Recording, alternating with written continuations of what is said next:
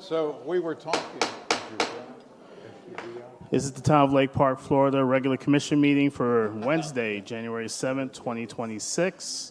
The time is now 6:35 p.m. Can we please have the clerk take the roll call and welcome everybody tonight to the year of 2026.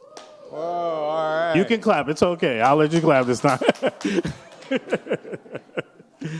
Good evening.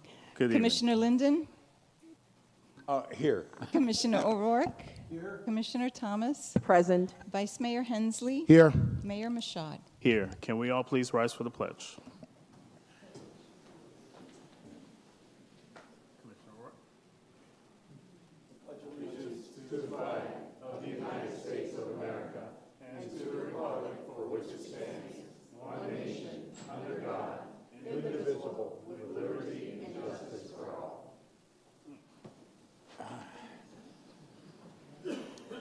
Okay. First, we have the approval of the agenda, and I believe we have some modifications that will be made. First off, item number 8, the presentation of the Town of Lake Park Marina P3 quarterly report made by Forest Development is being pulled, I believe, if I'm not mistaken.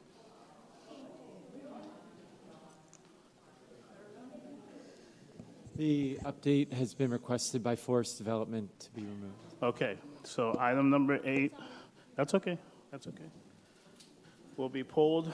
Item number 9, I wish to ask the commission if we could move that one up to the top of the new business order, if there is no objections to that. Motion? I'm good. You need a motion? Good? Motion. Can someone make a motion for that? I make a motion to move items. Number 9. I was getting a little quiet real quick. I make a motion to move item number 9 up to the beginning of the agenda. The beginning of new business. Beginning of new business. Okay, do we have a second? Second. We have a first and a second. Any other further discussion? Seeing none, those in favor say aye. Aye. Those opposed? The item passes. So we're moving item number 9 to the top of new business. Outside of that, we have a request by Commissioner Thomas to pull item number 4 out of consent just for discussion. So that'd be for the record. Any other requests outside of what I've already indicated? If there are none, please, I would like to entertain a motion. I make a motion to approve the agenda as amended. Second. Any other further discussion? Seeing none, those in favor say aye. Aye. Those opposed? The approval of the agenda passes as stated. I have nothing under special presentation and reports. However, I do have public comment cards. I have some that appears to be for the P3. I will have those reserved for item number 9 when we have that discussion. Otherwise, I do have items that are non-agenda items, and I will call those of you to the podium. Yes, Commissioner. I apologize, Mayor. I didn't circle it. I want to pull number. That's okay. When we get to consent, you can Do pull it it then? in. Yep. Okay, that'll Yep. be fine. Not a problem. Okay, so with that, I will call up Mary Taylor. Please come up.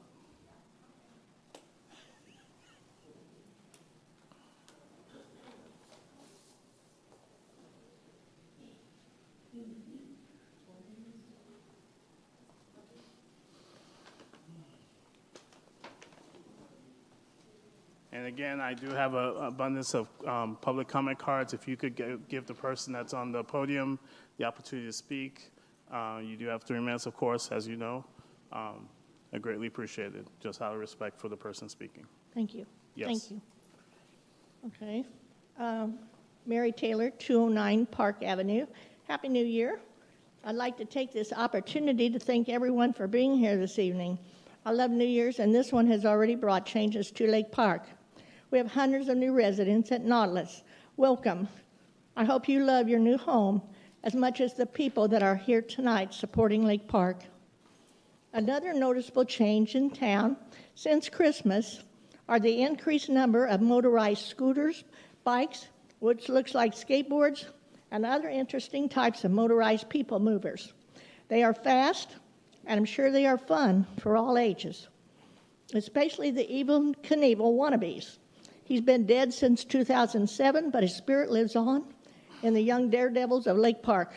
The stunts are impressive, gravity-defying, and heart-stopping feats of courage and agility. But I don't believe they belong on the center line of Park Avenue or on the side streets of Lake Park. The more cautious riders use the sidewalks, competing with the shiny, tiny, some motorized bikes of young children, usually followed by a responsible adult mom or dad. These family parades travel on the sidewalks safely until they encounter a car parked across the sidewalk. Then they must hit the street into the traffic. At some time and place, pedestrians and dog walkers and strollers move, and the slower moving handicapped are often forced off of the sidewalk. It's 2026, time to address our mobility needs. Taxpayers paid for a mobility plan and a road diet plan years ago. I believe altogether it was over $500,000 without money to implement them. There's a simple, low-cost solution. I'm out of time, but not quite, but I'll run it by you next time. I just think that it's time to move on with mobility that we've been talking about for so many years. And there are solutions, I think, that make everybody a little safer and still have fun. Thank you. Thank you. Thank you. Thank you.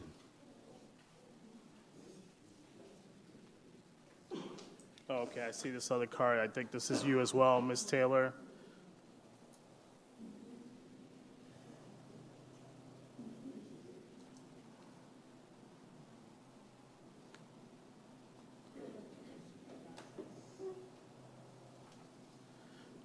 Ms. Taylor, you had another public comment card here with a testimony. Did you want to?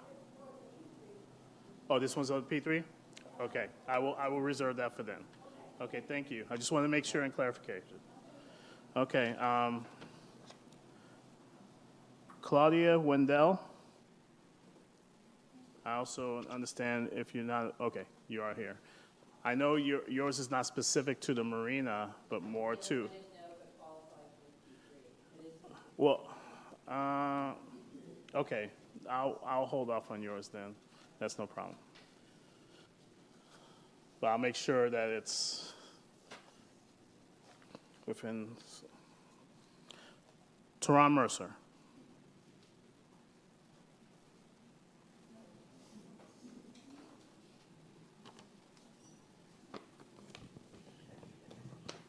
Hello, my name is Teron Mercer. I want to thank you, Mayor and Commissioners, for allowing me to come up and speak. I'm wanting to announce something that's exciting for the city of Lake Park, and it's something that you guys have never has never happened. We're going to do our first annual pickleball tournament here at Lake Park. It's going to be called the Kelsey Cup. So I want you guys to know that the reason that we decided to do the tournament is because there's no budget with Parks and Recreation. We would like to have budget for Parks and Recreation. We would like to have the tennis courts and the pickleball courts repaired. So as I was coming to these meetings, I was getting a little upset. Because I was like, gosh, every time we ask for a little bit of the budget, it gets cut. So I want to make sure that we have, we can do it as a community. This pickleball tournament is a community effort. So we're wanting to raise money to help the city. 25% of the proceeds that we have are going to be donated for the pickleball courts and the tennis courts. The other 75% of the proceeds are going to go to nonprofit. So I wanted to make sure that you know that good things happen to good people because we care. We care about Lake Park and the community that we live in. As a whole, as a new resident of Lake Park, the Nautilus, the tax revenue is going to be really, really good. There's a lot of great things that are happening in this city, and I can't wait to be a part of it. So I want to get on board to be the first to do something and be active with a very special event here. I would like the participation. There's a QR code. We have these flyers on both sides. So if you want to know more about it, it's kelseycup.com. Thank you, Mayor. I would love the city to participate with me. I would love to get the kids and get them acclimated to pickleball and put a paddle in their hand. Now, I know that there was a lot going on with everything with the city and forest development, but the kids should not be suffering for that. We can do it as a community. The pickleball tournament is a community effort, and I would like a little help. If you guys can help me, kelseycup.com, go online and check us out. Thank you. Thank you. John Leary. Yes. Yes. I don't look like John Leary, but... Yes, you don't quite look like John Leary at all. Well, good evening. I am here on behalf of John Leary, and I believe I am Kelly Steele, but this is on behalf of John Leary, 501 Lakeshore Drive, unit number 406. He did send this letter also to the mayor and the commissioners. And here we go. Recent news accounts, this letter that he wrote is in support of town manager Richard Reed. Recent news accounts involving forest development and its litigation against the town are very disturbing. Even more disturbing are interferences made by Forest maligning the character and professional competence of town manager Richard Reed. Furthermore, I'm more aggrieved by a rumor I heard today, suggesting that at least one commissioner is lobbying to oust Mr. Reed. I truly hope that rumor is unfounded, but if it is true, I must voice my opposition to it. Despite his short tenure, Mr. Reed has been highly responsive to the needs of the existing Lakeshore Drive neighborhood. Frankly, he has been a breath of fresh air when compared to the disingenuous and double dealing of his predecessor. I'll give you one example. At a public meeting, I raised the possibility of sunshine law violations. I was vilified by the former town manager for raising the issue. But we now know violations of the sunshine law have occurred. It's been widely reported. I could give you a dozen other examples involving that individual, but one will suffice. Who is Mr. Reed looking out for? I believe he's looking out for all of us. When our association was in need of temporary parking during our repaving operations, Mr. Reed helped us coordinate with city departments and the sheriff's office to solve the problem. Back in December, we held an on-premise meeting between our residents, the mayor, the town manager, and new captain of the sheriff's office. Mr. Reed was fully engaged with our residents. He not only informed us, but also provided quick follow-up after the meeting from municipal department heads. As I stated at the meeting, Mr. Reed is a person of integrity, and I truly believe it. Having been personally involved in litigation as head of our community association and as a business owner for 30 years, I know attorneys can and do more outrageous allegations against opponents in court filings, and they do so without fear of retribution. Truth is not their goal. All that matters is the outcome for their client. It's why most of us hate lawyers. Our neighborhood is beneficiary of the improvements made at 220 Lakeshore Drive, but increasingly I come to believe that Forest has not been a good neighbor. As is now well known, the concessions made to Forest for the P3 project were well below market rates and don't run with the land. Based on my experience, that's unheard of. Forest has had its way in this town for a number of years, but rather than have gratitude for what they've succeeded in doing, that now attack on our town manager. It's time for the commission to rally around Mr. Reed and vigorously pursue a better deal for the town. Better financial terms, certainly. Permanent public space, how could any public official expect less? I'm a pro-development guy. I'm delighted when a person takes a risk and succeeds. Mr. Reed is looking at things differently than his predecessor did. His eyes are new eyes with a new perspective, and we all expect a different outcome. It's time for the commission to distance itself Thank from you. Forrest and get the best deal possible for our town. Thank you very much. From John Larry. Thank you. Okay, that is all for public comments. We do have public comments for our other agenda item, which is item number 9. But first, we have the consent agenda. I believe Commissioner Linden, you had an item you would like to pull. What item Yeah, I is it? would like to pull item number 3 for discussion. Okay, so let it be known that item number 3 is pulled from consent. Also from earlier, item number 4 as well is pulled from consent. If there are no other requests, I will entertain a motion on the remaining 2 agenda items, item 1 and item number 2. I make a motion to approve item 1 and item 2 on consent agenda. Do we have a second? I'll second. We have a first and a second. Any other further discussion? Seeing none, those in favor say aye. Aye. Those opposed, consent passes. We will start with the 2 items that were pulled from consent. Item number 3, Resolution 02-0126, an agreement, first renewal on the Sunset Celebration portable restroom service by Porta Potty To Go. Commissioner Linden, you asked for this item to be pulled. You may begin. Thank you, Mayor. Overall, I agree with it. It's not a problem. But Porta Potty was originally or is currently owned by a member of our board. And I didn't know, like, elected officials can't use their business to profit from the rental or sale to the town. And since the person that originally owned it, if she's employed with, not employed, but she serves on the board, is this an ethics violation or a regulation where she cannot offer her services to us? Town Attorney? No. Oh, so it's okay? Yeah. Oh, okay, I didn't want to get into trouble. That was a quick no, thank you. You asked the question. I think That you got was the right. answer. Any other questions? No, that was it. That's good. I'm good with it. Any other questions across the dais on this porta potty?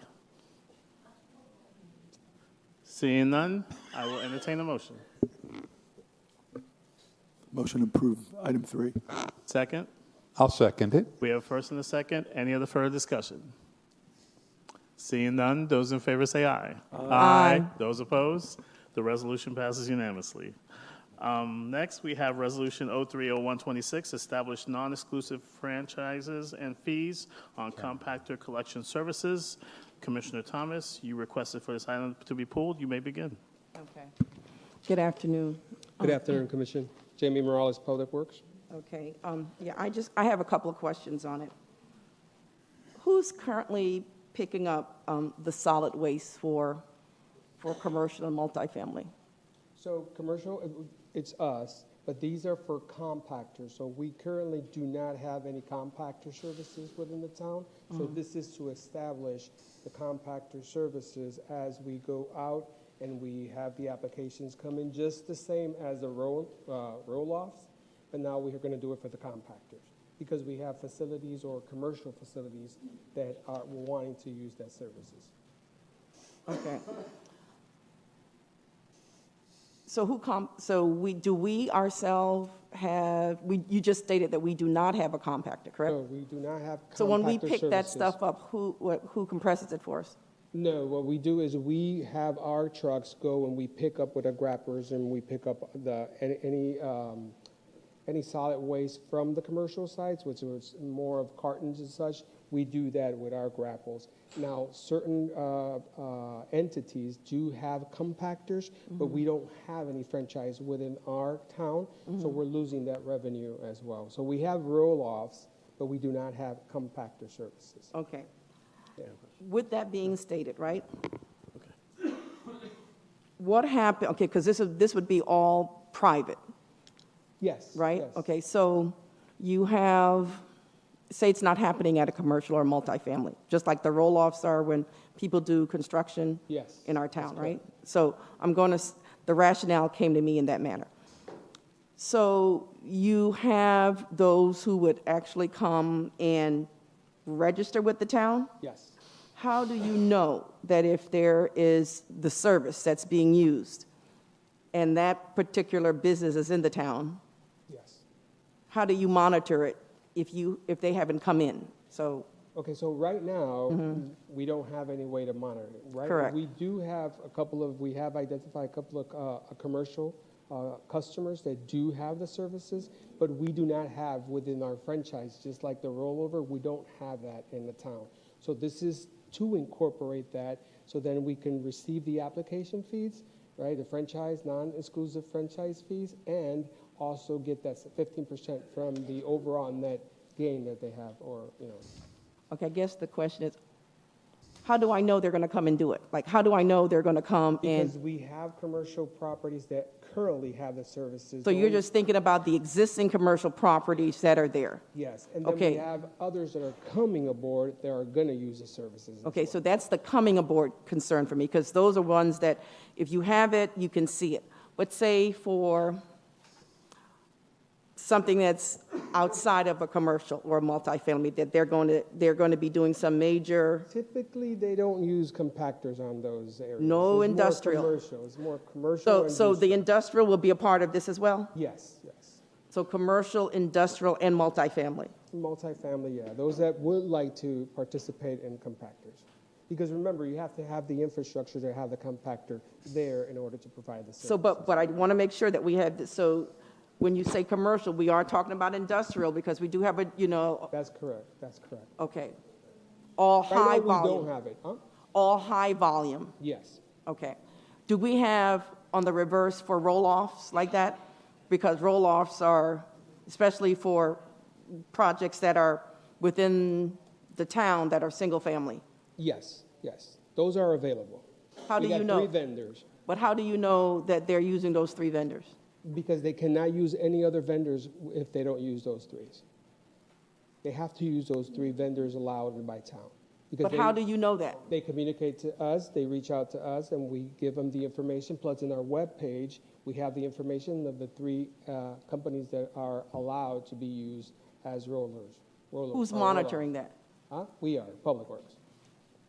Okay. I mean, if they bring somebody out that is another company that it's not within the 3 I'm just approved- saying that you don't see what you don't see, right? And it could be from something else and it's behind the fence, right? Okay, so I'm just asking, how is that monitored? Because you have to have seen it go in. Well, typically, it's the only 3 companies that have to have the labels on their equipment. So if you have a roll-off, it has to be identified for whether either one of the 3 companies allowed to do business within the town. Okay, okay. I think town manager had some more to elaborate on that. Yeah, I think your points are absolutely right on with regards to how do you verify. Doing this for as long as I've done this with garbage, one of the ways that you verify that they're getting picked up is you do audits of of the payments that are made to us, and we verify. A lot of this is done through code enforcement checking things as well. So if we do see other types of vendors out there, then of course we'll contact them and do that to verify that the payments that are being made are accurate so that we're getting paid the proper revenue. We'll require, as part of the process, that they provide us with the pickups, the schedules, all of that, so that we can verify, so that we're getting the revenues. These are similar to when you talk about franchise fees for electric and different things like that, to be able to go back and ensure that the performance is actually being made. So your points are well on and right on with it, and we'll verify that that's all part of the initial process to bring people on. Because, the other reason, it's just a little stretch, but the other reason is that I often see work being done in our right-of-ways, right? I don't know if you know, it wasn't it's not information that came through us. It wasn't information that fed anywhere, but work is being, you know what I'm saying, is like being done. So Well, no work can be done in the right of way if we're not authorized, if we don't authorize. Should be, right? They should come and yes. let you know. Well, the majority of them are all authorized. So we have a right-of-way permit, which it goes through our office. Okay. And through development, community development, and we review all applications. So everybody that's doing or performing any type of work within our town, they should submit a permit or Okay. such. And are those permits posted? Excuse me? Are those permits posted on the property? Are those permits supposed to be posted as part of the work? Well, they should have the application. They're utility companies, they're not required to have them post, but they should have the documentation with them. Okay. Yes. Thank you. You're welcome. Okay. That answered really the questions, because it was how do you regulate it? And that was well. Well, as part of the requirement, we require for them to have quarterly Reports. Yes, which And then they- pay the 15%, I saw that, and the 2,500. I did read that, but those were just some questions that I had. Okay. Okay, thank you. You're welcome. All set? Okay. Any other questions, Vice Mayor? Yeah, I just want to first of all say thank you. I don't know if I talked to Rich about it. We talked about this a while back. I think Florida League of City or so about the compactors. But just to go to Commissioner Thomas' point, I don't know if we could, let's say, because we're not going to be able to police everything. If we can come up with those little, I'll see on the compactors for like behind Publix and the other ones on Kelsey Market. They have those little voucher stickers that's on there. Maybe we can come up maybe with a yearly, since they're paying you an annual fee, which thank you for getting the company to add more revenue to the town. Maybe an annual sticker, and they re-up every year. That way, if code enforcer, you guys drive by, that a decaf like a car, have it on there. Hey, this guy's good to go. We're good to go. But again, Jamie, thank you for the revenue. Thank you, please. Absolutely. That is a great point. Thank you for that, Vice Mayor. Great point. Any other comments? Okay, I will entertain a motion. I make a motion to approve item number 4. Second. We have a first and a second. Any other further discussion? Seeing none, those in favor say aye. Aye. Those opposed? The resolution passes unanimously. I have nothing on public ordinance on first reading. I have nothing on second reading.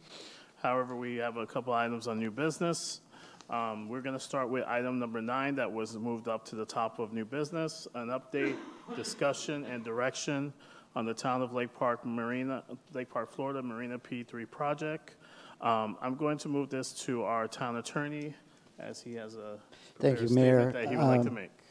As you know, Forest Development filed a lawsuit against the town on December 29 at approximately 9:20 p.m. Because of that lawsuit, although there is a recommendation for the commission to consider, discuss, and provide direction on the various issues presented in item 9, it would not be appropriate for the commission to have that discussion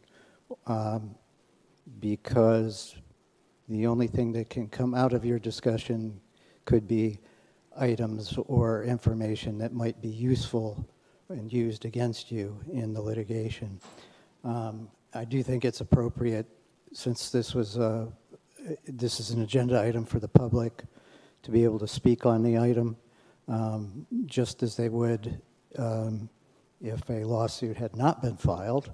I want to note that the agenda item was published before the lawsuit was filed, so there were intentions to go through and have this discussion, but in light of the litigation, it could be really perilous for the commission to have that discussion, especially since my office hasn't had the opportunity to fully vet that complaint and provide you or the town manager with our assessment of the claims that are set forth therein.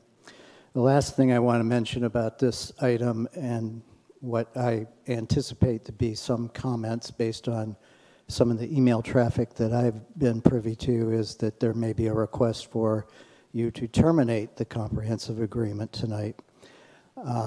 Again, given the filing of the lawsuit, it would not be appropriate, and I would not recommend that the commission take such action.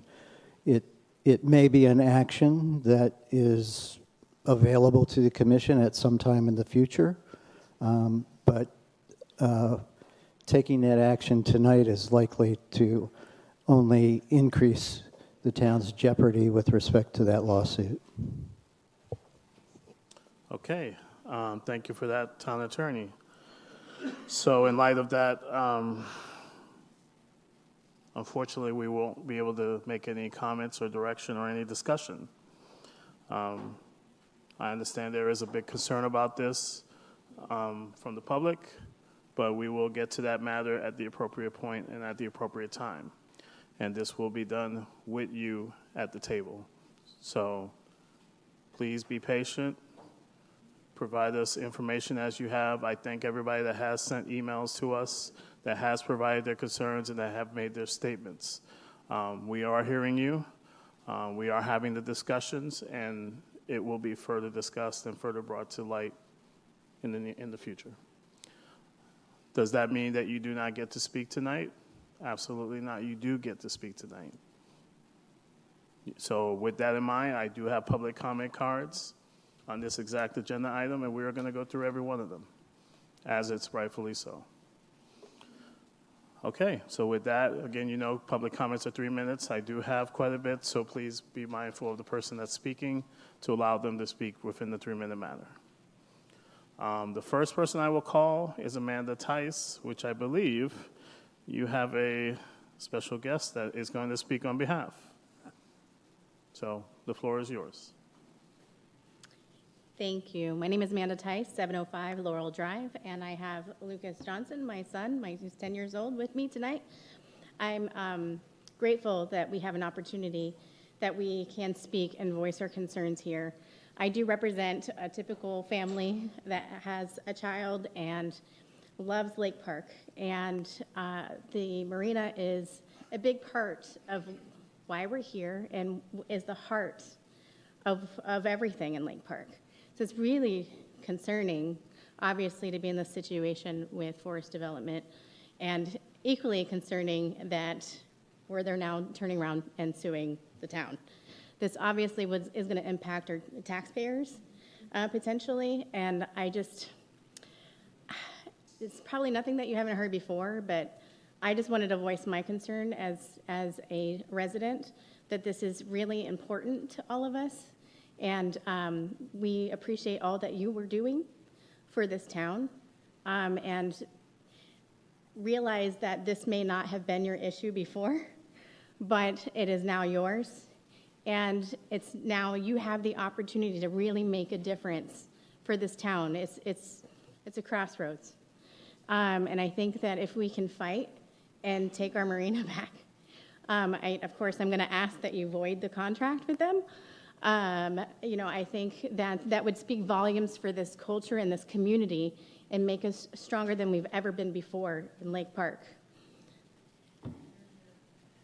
Roger and Commissioners, this is the heart of Lake Park, the town marina, and if you sign this contract, then you're taking away the heart of Lake Park and what we all love and consider our home. Thank you. Thank you. Thank you. Thank you. Thank you for Thank allowing you my very son to much. voice his concerns. Him having a part of this and being able to speak and you hear him all out I can't imagine what the seeds you're going to do for his future. So thank you very much. Thank you. Thank you. And I also know that he recently, during Government Week, sat in this very chair right here acting as the mayor, if I'm not mistaken. So I guess you have some experience there too, I'm sure. All right. Claudia Wendell.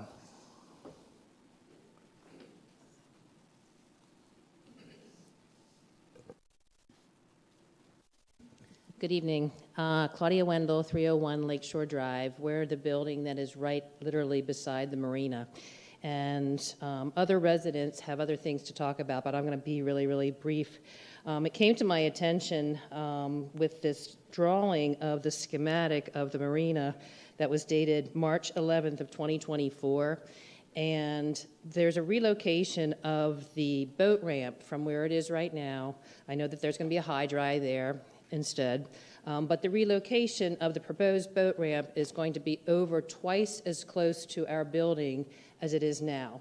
And our concern is, number one, noise. We already have problems with the noise of the boat ramp being so far away as it is at the present time, but also we're worried about a hurricane surge. So if we do have a surge that comes up the ICW, that surge is going to be very, very close to our building, and we're concerned about that. So I would like you to reevaluate the positioning of that proposed boat ramp. Thank you. Thank you.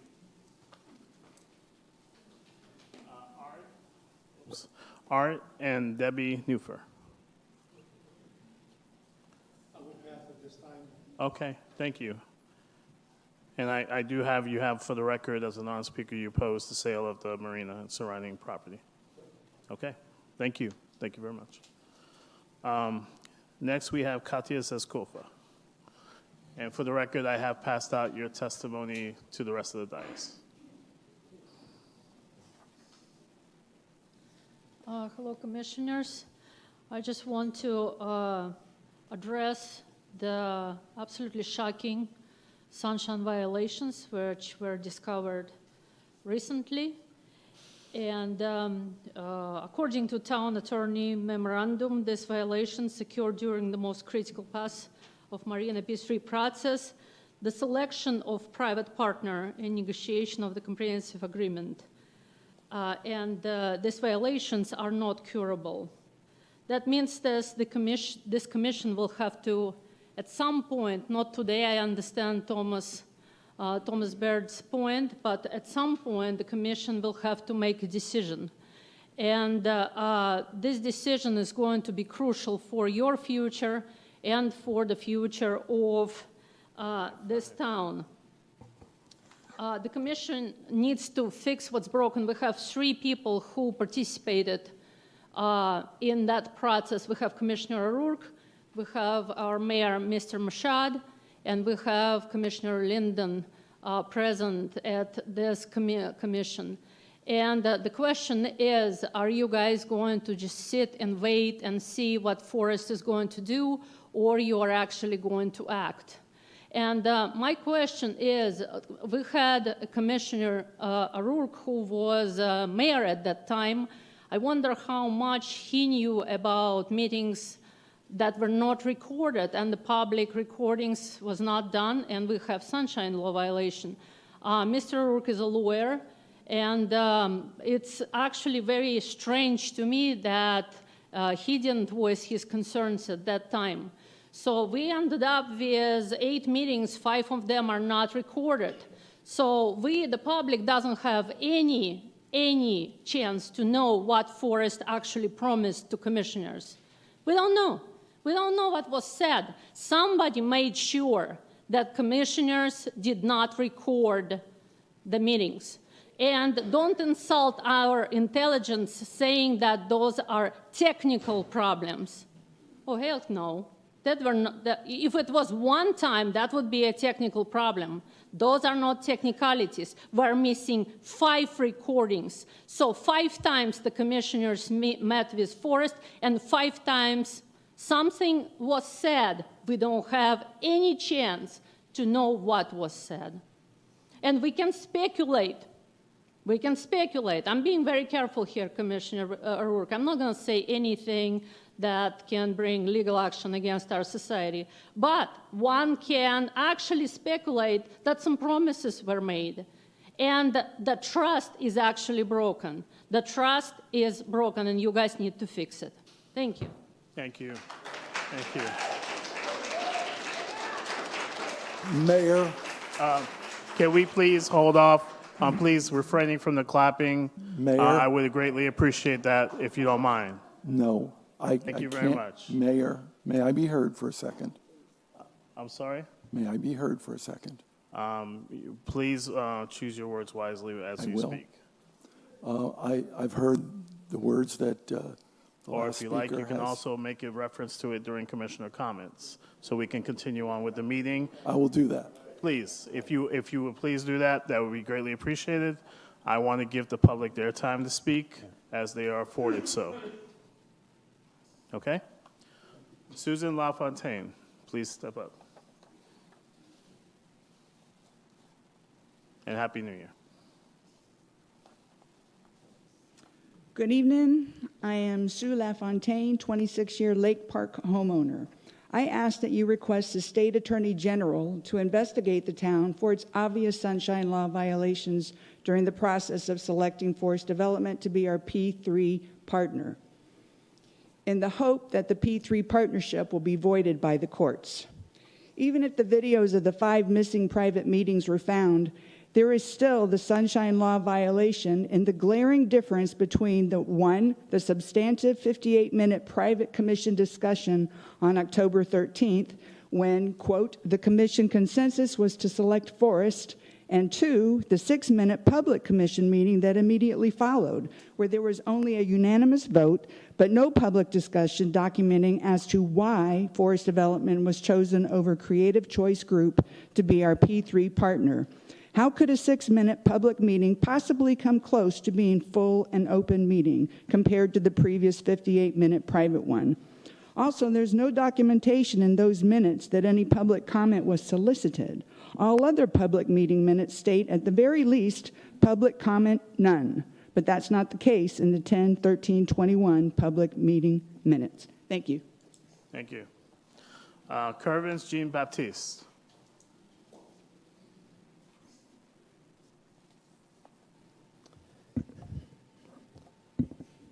Good evening, Mr. Mayor and Commissioners. My name is Curvins, and I live in the town of Lake Park for more than 20 years. I'm standing here today not as an adversary, but as a neighbor who loves this town, and I believe in the people who are leading it.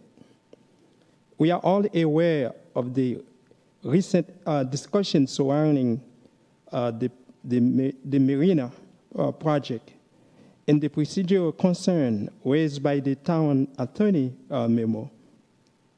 I know that as a leader, you face incredible difficult choices.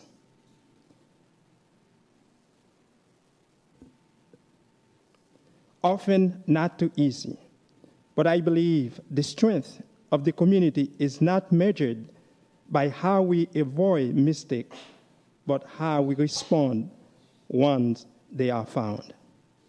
True leadership is the courage to say, let's pause and be sure we are doing the right way. By acknowledging the sunshine violation and choosing to reset this contract. I just want the public to understand that the Lake Park Marina deal with the developers is not a good deal, and it is not in the interest of Lake Park residents, period.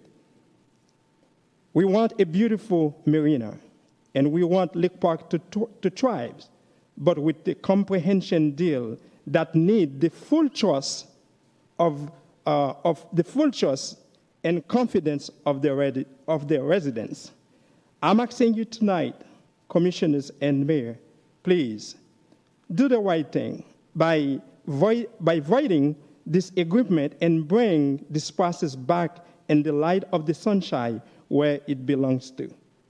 Let's turn this moment of tension to a moment of unity by working together and move this city forward. Thank you so much for your service, and I hope the public understand what is going on, what is at stake when it's come to the marina. We love the marina, but the deal that's been made, it is not in the interest of Lake Park residents. I love the city.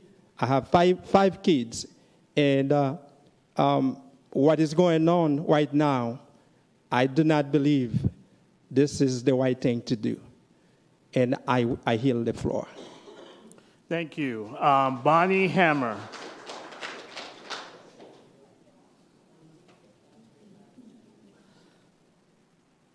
Good evening, everyone. I don't have a prepared statement. I'm really wanting to talk about two things. One is the P3 project and the lawsuit that was filed on December 29th with the town of Lake Park. I was very disappointed to hear, although I do understand what Mr. Baird said and why it can't be discussed, and I do agree with him on that. And I really don't have anything more that I'd like to say about the P3 project and forest development and the condos over there, because I think everybody else in this room, this is probably the fullest room of residents that I've ever seen at one of the meetings that I've attended, and my guess is 90% of them are here because of that. So what I'd like to talk about is transparency. Not 10 minutes after I had read a Nextdoor post from a resident about the lawsuit, which I was unaware of, I received the newsletter from Mayor Michaud, which was all a bed of roses, nothing negative in it. In fact, he said that he was glad that the, what's it called, the CO? Certificate of occupancy had been signed, and that Forest Development and he had shaken hands, and that everything was hunky-dory. I am obviously, those were not your exact words. My point is, Mayor Michaud, and I sent you an email about this right after I read your newsletter, we need transparency. Not only do we need you to respond to us to all of these comments that have been made tonight and at every meeting, but we need transparency. And that means we don't need a bed of roses in your newsletter every month, okay? And if I need to go to Munchies with Mayor, I will. But if I go to Munchies with Mayor, I want to know that something's going to be done about it. I don't want to be the talking head. None of us want to be the talking head here. We want to know that you're hearing us and that you're doing something about it. This town is in a big mess right now, and I hope if you guys have learned nothing else, you've learned that you need to be consulting with your attorney more often than you have been. And I know that from personal experience, and I know he knows. But you guys need to be consulting more, and you need to be talking to the employees of this town more, because they are not always on top of it. Thank you. Thank you. Thank you. Again, if you could refrain from your claps, I appreciate it. I know it's exciting to make a clap, but I'd like to get through these public comment cards if you don't mind. Please, I ask them humbly. Ramona Schultz.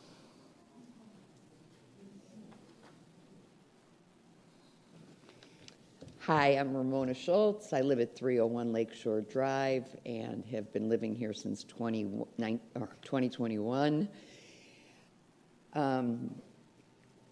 A lot of these comments have been very, very pleasant. Mine are probably not going to be quite as nice. I'm very disappointed. You are all very, very talented, intelligent people. And you are not naive, and I read that abomination of a contract that was signed by you, Mayor Michaud, but you were the mayor, Mr. O'Rourke, at the time when that was being negotiated. That, I read contracts for a living. I am not an attorney, but I do that for our company. I read that, and as a lay person with very little, if any, experience, looked at the contents of that contract, and to call it an abomination is probably complimentary. It was ridiculous. They are going to increase forest increases in revenue, and the numbers for them are going up into the millions, and we get the pittance that are left behind for the city. And we are responsible to maintain the property. And they go in, they turn around, and they go on to public because they weren't being watched, and when they didn't have the facilities prepared so they didn't use their own property, they didn't use their land, they used public lands to complete the boathouse or whatever it was that needed to be completed. In any case, I don't want to go over my time, but I know that you're smart, you're educated, you know what you're doing, and that document was atrocious. You should listen to your attorney. He's a very wise man, and he gave himself great cover because it was scathing. That report was scathing, and it was not complimentary to any one of you. You all, if you're representing us, then you better consider what's good when your legacy leaves, because we're following that. I'm not going to be around 20 years from now. My kids are, and people behind us will. But it matters what we do today for them tomorrow and in the future. Thank you. Thank you. Kelly Steele.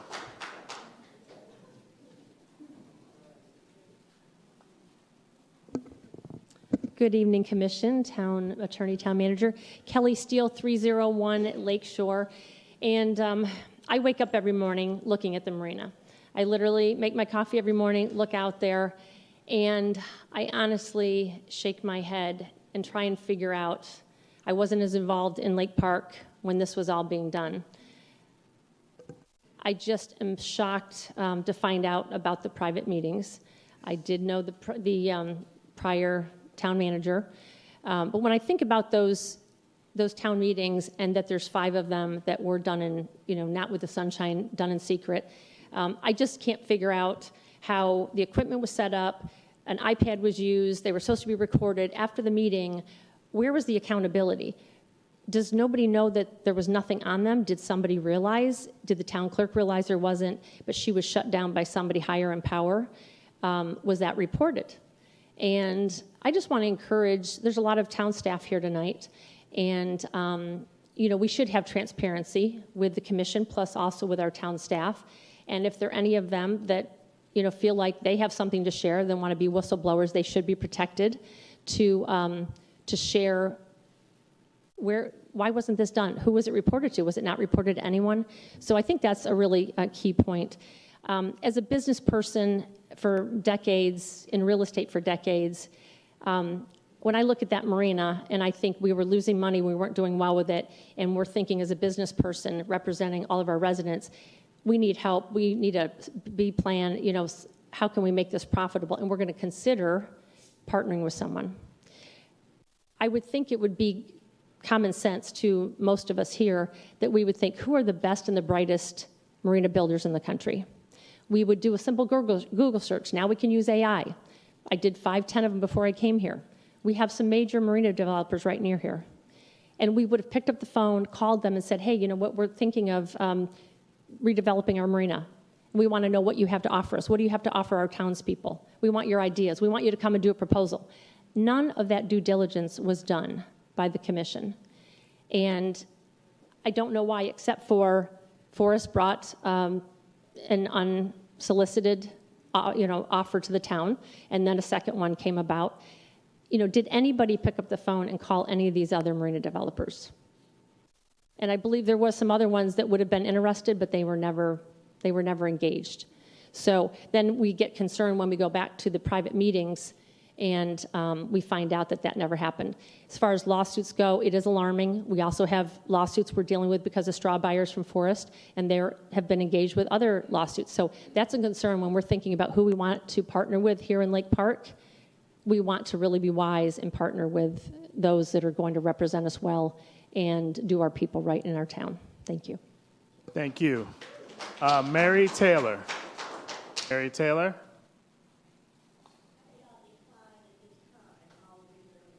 Okay. Linda Bobeck.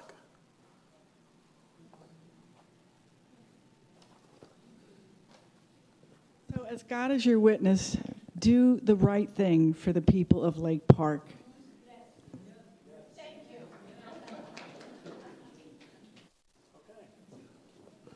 That's all the public comment cards I have for this evening. Again, I want to thank the public for voicing their concerns, voicing their opinions, and voicing what we need to know in order for us to do what we do up here in the dais. So again, I want to thank you guys for doing that. We do hear you.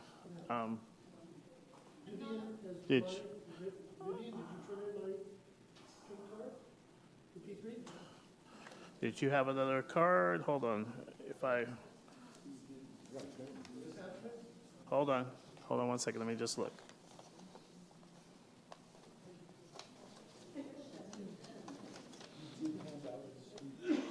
Yeah. Actually, Mr. Steinhauer, please come on up, because I did hand out your speech, so I know I did have it, and I apologize. Actually, I do have it. I did, for the record, give out your testimony to the entire dais. Michael Steinhauer. And actually, Mr. Steinhauer is short a couple of documents, so I may need some copies. Oh, you don't need one. Okay, not a problem. Mr. Steinhauer, please begin. Michael Steinhauer, 435 Greenbrier Drive. I respect completely Tom Baird's legal posturing. My comments will therefore be germane sooner or later. I've carefully reflected on the marina matter and on what we now know about multiple violations of the sunshine laws in the selection of the developer. I understand this charges you with important decisions, with legal, political, and financial pressures. But the decisions themselves to terminate the current project at the marina and to publicly accept that there were violations, no matter what the reasons or excuses, do not have to be as complex as it may seem. It depends on what you want to believe. If you believe the law witnessed multiple violations, then the process was flawed and the activities are now indefensible.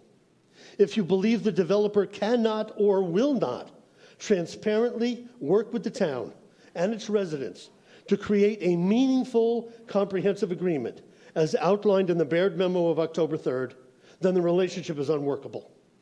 And if you believe individual commissioners serving today allow for an unlawfully obtained agreement that should stand, then you best believe that you are now liable for the wrongdoing. I think they call that co-conspiracy. Lake Park residents are watching you decide day by day, one day or another, person by person. We are looking for sincerity, accountability, and a willingness to correct past mistakes, even when it may create its own legal challenges. Would you rather face a lawsuit from a developer who's now impotent, or that of the state, its ethics commissions, and voting residents? If you communicated with Forest Representative since the lawsuits was filed over the holiday, you best claim public notice. You must choose the path that protects the town, honors the law, and respects the residents you serve. Follow the path of your attorney. That is the smart decision that truly serves the public good and may protect you individually from further unpleasant consequences. End P3, one day or another. Admit the violations occurred. It is the only path to redemption. And thank you for your service. Thank you. Thank you very much. That is all the public comment cards I now have for this evening. Again, I want to thank you all for providing us your input and your feedback. We are listening. I will just simply say it as that. We are listening. So, okay, with that, I will move on to the agenda. I have 2 items here for facility rental requests. Items number 5 and 6, they are from the Lake Park Society for the Advancement of Civic Engagement, acronym Lake Park SACE, on the first mayoral and second mayoral candidate forums to be held here at Town Hall, respectively, on Saturday, February 7th, 2026, and Saturday, February 28th, 2026. Town Manager or Reedy Franks, please.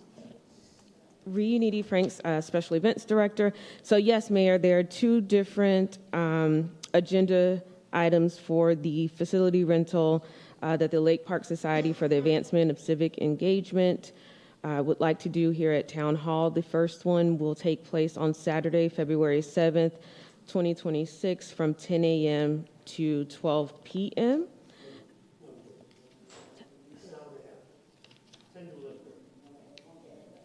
Go ahead, Rianiti, please. Okay.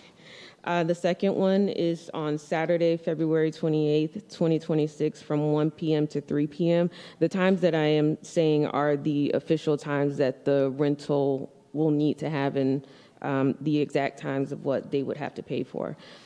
So because they are a nonprofit, the organization receives 3 free facility rentals per year. However, they are still responsible for the refundable security deposit, the staff fee, and the restroom cleaning fee.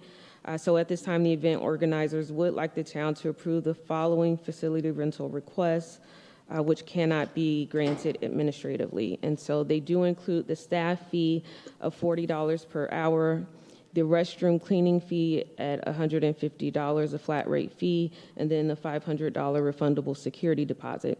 The direct costs for each event total out $270, so that's how much we would actually have to spend if the costs are waived. And we do have members of the society here, just in case you all have any questions. Actually, I would like them to, the representative who is the chair, to come up from the society to speak on it. Good evening. Good evening. You have a one-page document as part of your application justifying the request to waive the 2 fees associated with rental of the Mirrored Ballroom.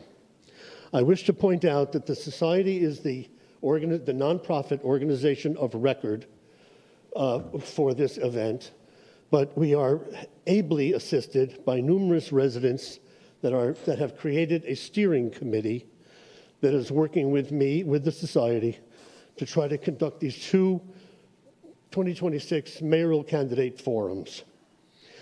These forums benefits the residents. It benefits democracy. It benefits voter education. It promotes our most precious right, voting. It promotes voter registration. It does something finally about Lake Park voter turnout, which has been horrible these last decade. It promotes candidate clarity, and it promotes civic excitement, civic energy. My request does not benefit any candidate. It does not benefit the society, with the exception of trying to meet our mission of resident engagement. It does not benefit voter apathy, and it does not benefit voter pessimism, voter pessimism. So I'd like you to read, if you would, please, the one-page handout for justification asking you to waive those 2 fees, allow the support for the nonprofit to join in all the powers that be to educate our community better about candidates and what they stand for and what their vision of the future for Lake Park is. And let's do something together to get out the vote and make Lake Park turnout more meaningful. Thank you. Okay. No, I know you. Sure. Commissioner O'Rourke. Good evening, Michael. Hi, Commissioner. Michael, I keep hearing you say that your organization is a non-profit organization. Yes, sir. Do you have any proof of that other than an EIN receipt from the... I have whatever federal, state, county, and local certificates are required. I don't have them with me tonight, but I'm very happy to put them on your desk overnight or first thing in the morning. Well, I'm concerned with this because I don't believe your organization is a non-for-profit organization. It's a political organization dedicated to a certain political outcome. I don't believe you will be biased. I believe you will be biased in the process, and I wonder, and I'd like to ask a question to our events coordinator, if I may, please. You stated that a not-for-profit organization is entitled to 3 Free rentals per year, yes. Okay. Have we had a not-for-profit do this before? No. So each non-for-profit would get 3 free rentals per year. The year just started January 1st for. When did that policy come into being? It's been on the books probably since about 2018. Okay. As a matter of fact, there was a group called Parent to Parent that Yes. came before this council. That is a not-for-profit organization. Yes. And now has its proper papers, and at the time was denied the ability to use that provision that you're talking about. Isn't that correct? Not that I'm aware of. Okay. I don't have the date of the meeting, but my understanding of a not-for-profit organization is that in order to be a not-for-profit organization, you have to file tax returns for 3 years. Have you done that, Michael? I was established in June of '24. Okay, then the answer would be no, correct? I filed my tax return. Hold on. Please come on the mic. Thank you. I was established in June of 2024. In accordance with legal responsibilities, I filed my 990 for 2024 in a timely and legal manner. I have not filed for 2025's 990 yet. Okay. A 990 Would you on agree file. with me? Pardon me? Would you agree with me that in order to get your not-for-profit established, that you would have to do that for 3 years? I think you have the law mistaken. As I understand it, if you don't file for 3 consecutive years, you lose your nonprofit status. Okay. So you have it wrong. And I will respond to your accusation that we are not a fully licensed, certified, recognized 501c3. There is absolutely no evidence whatsoever that you can point to, aside from your opinion, that this is a problem. We have maintained our nonpartisan posture from day one. We don't give money to anybody, any particular candidate. We are not affiliated with any party. There is nothing, sir, about the operation of the Lake Park Society for the Advancement of Civic Engagement that should have any question regarding our morality, our ethics, or our operational practices.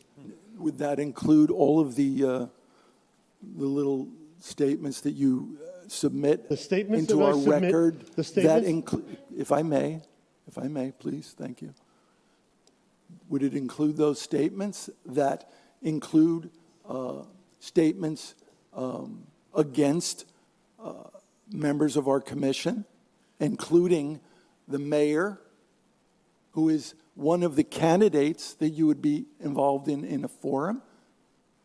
Do you think there's any statements in any of these? I do not, because the perspective that we're providing is a resident-oriented perspective. And if we mention something about any particular person, it's due to their performance as a mayor or a commissioner, not as it relates to their matter of being a candidate. Is that not a political position then, and not a Sir, it depends on not-for-profit? how you wish to see it. If we could stick to the narrative of the agenda item, I would greatly appreciate it. Are you referring to me or? Referring to both of you. Yes, sir. I don't understand. I mean, we are I'm talking. asking a legitimate question. I understand. Is he a not-for-profit or not? I don't believe he No, is. not to that. But it's answered it, and it seems like we're going back and forth on barbs here. And I'd like to stick to the agenda item. Mayor, are you shutting me down? No, I'm not shutting you down at all. I'm asking you if we could stick to the agenda item in terms of asking questions related to the application. Your question on the status of the 501c3, nothing to say about that. But if you can just stay on narrative to a point. That's all I ask. Thank you, sir. Commissioner Rourke, please continue. Mr. Steinhauser, will you submit documents that show that you're a not-for-profit organization before we have this vote on this? Well, I was hoping the answer is yes, immediately, without fail. You tell me how you want me to do that, electronically, in paper writing. However, to delay this vote tonight puts my planning and the planning of our steering committee, whose some members are here, it puts our planning up against the wall in trying to get clarity on what the expense of doing candidate forums, nonpartisan, fully vetted events. It puts us behind the 8 ball in terms of advertising that the dates and times are something that we want the public to be aware of. And it puts the candidates a little bit further behind the ball in terms of preparing for the candidates forum. Okay. Is there any other option other than partnering with the town to do this through what I would consider, and again, you can call this my opinion, a biased organization? I'll reiterate, and I made copies, if you are interested, in the agenda for the events, an outline of what's supposed to happen when. So I think you'll find it, I've read it, well balanced, that it's not associated with any particular candidate. Where are my other options? They would have to go be privately. And in a little town like this, wanting to keep it in Lake Park, those options are not all that frequent, given that I have to make room for 3 candidates, a moderator and a timer, a welcoming table so people could sign in with their questions and have them picked out of a hat at the appropriate time in the outline. So it puts us a little bit behind if you're going to delay the vote until January 21st, honestly. Last election, Kelly Steele had a forum at her condo. You can't do something like that? Well, I'd like to have 60 people at these forums. And may I introduce Evelyn Harris-Clark, who's a member of the steering committee. Hi, let me provide a little bit of clarity. Excuse me, can you please bring the microphone a little closer to you? Okay, Just give it a little twist. I don't want to kiss it too much. My husband has that privilege. Okay. I just want to provide some clarity. 4 years ago, I moved to Lake Park, and I moved here right in the middle of a campaign, I believe, for commissioners. And I'm going, who are these folks? Let me go find out who they are and learn about who they are, their platform, and what they're going to do for the town of Lake Park. Well, I asked residents, and they said, well, we do not have any way for people to find out who the candidates are. Now, I come from municipalities where there are always forums for a mayor's election, council, et cetera.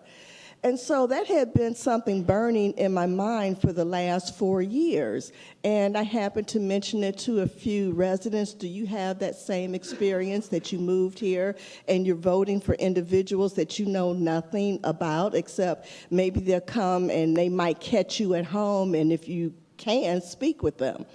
And I attended an event that the mayor had given, Munchies with the Mayor or Morning with the Mayor, and I just happened to say in the comments that I am thinking about how can we as a community learn about individuals who are running for any office here in the town of Lake Park.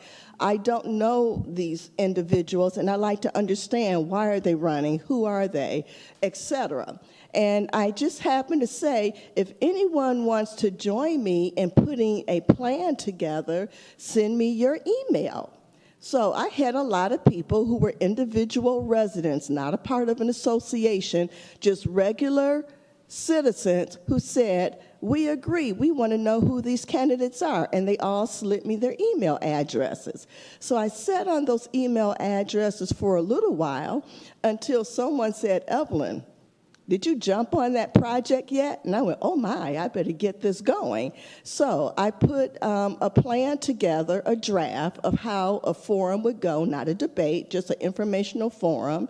And once I put it together, I sent it to the people who had given me their email addresses. And I said, if you would like to help me put this together, reach out to me. So a few people reach out to me, and Michael reached out to me. And so he had been thinking about that too. So I want to say this is not an association, it's individual residents. Now, the association that Michael is a part of, they happen to be a 501c3, and as he and I were brainstorming where could we possibly hold this event, so many places were ruled out. We couldn't approach businesses, there weren't really any facilities. Our objective was to get a lot of people out and build enthusiasm, and thinking that a spot here at the town would generate voter turnout, so those who were interested in learning about candidates who have their hat in the ring, this would be the place to do it. Now, I've never done this before in my life, so naive me, I thought it would be free. Until Michael came back and said, oh no, there are a whole bunch of fees. How deep are your pockets? I'm like, how deep are your pockets? So both of our pockets got cobwebs in them. So he said, well, I'm a 501c3 organization, and let us try to see if the city would be amenable, or town would be amenable to putting on this great civic event. Every municipality that I have been at has put on a candidate forum at City Hall, at the library. I don't know anybody in a condo. That information never gets to 254 Greenbrier Drive, and I'm pretty sure it doesn't get to many people. So they have the privilege, and God bless them for information, they got the privilege to learn about these candidates, and the candidates show up and they talk. But the rest of us, I don't know these people. Okay, I thank you for that and the explanation, the detailed explanation you gave. However, the applicant is the Lake Park Society for the Advancement of Civic Engagement. Right, I just want to be clear that, very clear that in our discussions, this has no political bias I understand whatsoever. that, but we're talking about the applicant, Exactly, the okay. application, the purpose, and whether or not waivers will be made. I do have a question for staff, though, and this is in relation to what Commissioner O'Rourke stated. Does a 501c3 have to provide their documentation as a part of the application? Yes, and what he has provided was the IRS EIN information that is part of your packet. Yes. Okay, right. Correct. But you would like the actual letter of determination. Actually, I'm going to go ahead, since you already started, I will go ahead and let Vice Mike Mayor. Hensley, 822 Hawthorne Drive, 27-year resident, not just moved here. I just had to say that, some of the emails. I'm not a lawyer, but I do, we've been in, as many people may know, a couple of elections for the past 2 years, recently elected. We're always getting calls about putting in, I'm going to read up a little bit about this, we got calls about putting out signs on town property or in the swell, and we, code enforcement would pick us up, and we went through a lot of hustle and bustle about that. And I was entitled to fighting that until I look at statute, and you guys might know this, 106.153. That's Florida statute. And what I am scared of, it's not about renting the property, about doing political stuff on town property that will cause us to be in more of an entanglement, okay? One of the things is that wouldn't bother me is that due to candidates, and I think this is a question for them to know, with this law, know that they cannot take any contribution from anyone or that disqualify them or put them in legal jeopardy. And actually, I'm very familiar with that as well, and I'm sure town clerk, you can attest to that statute, that if something is occurring and a donation is given on town property, that will disqualify that candidate, if I'm not mistaken.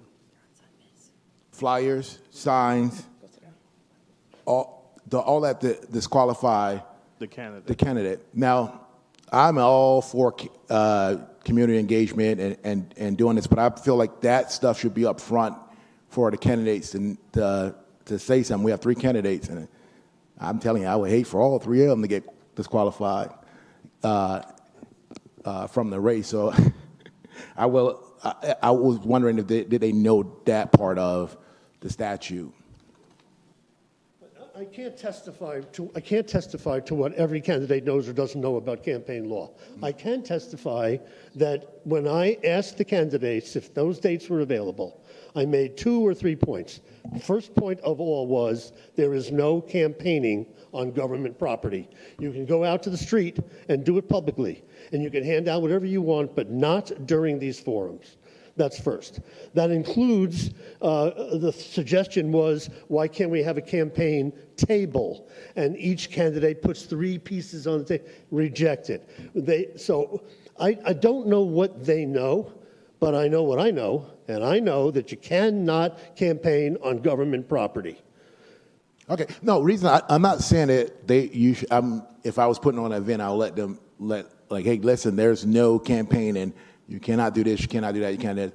And with questions are asked, because I know there's going to be some questions, some may not be, can be responded to because of the statute, if it depends on ongoing something that's going on. Now, if a candidate demonstrates or delineates what their vision is about Lake Park, is that campaigning? No, I no. don't.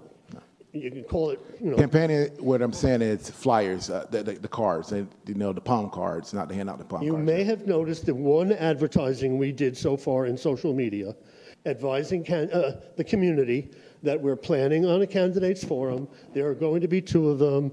Keep an eye out for dates and times. In full disclosure, we told them that we were coming to you to see if we could waive the 2 opportunities that you have to waive those. We have fully disclosed about everything about this candidates forum in the only advertising piece we have. I'll also add, you may have noticed that the civility and decorum ordinance is being hawked on that advertising. It's being hawked at every candidates forum. Everybody will get a civility and decorum ordinance. And we're contracting with PBSO to have a deputy to keep things in order. So from the perspective of as much ethical fiber as I can put into these 2 candidate forums, and again, I went to you because I liked the message for the residents. The message is it's not just a nonprofit that wants to put this together. There are people who have lived in Lake Park for decades who have never been in this building. So it gives them an opportunity to demystify what's going on here. And it gives you an opportunity to do everything you can, and it's not that much, to push voter registration and encourage voter turnout. And like I said, I'll have no problem about the building rental. I do have a problem because I think, like somebody said, 90% of these people are in here because of laws already. So I want to make sure that we, on the watch that I'm on right now, we're not breaking any laws. So I wanted to make sure, and I do have a question for Ms. Vivian. Do we have any local? No.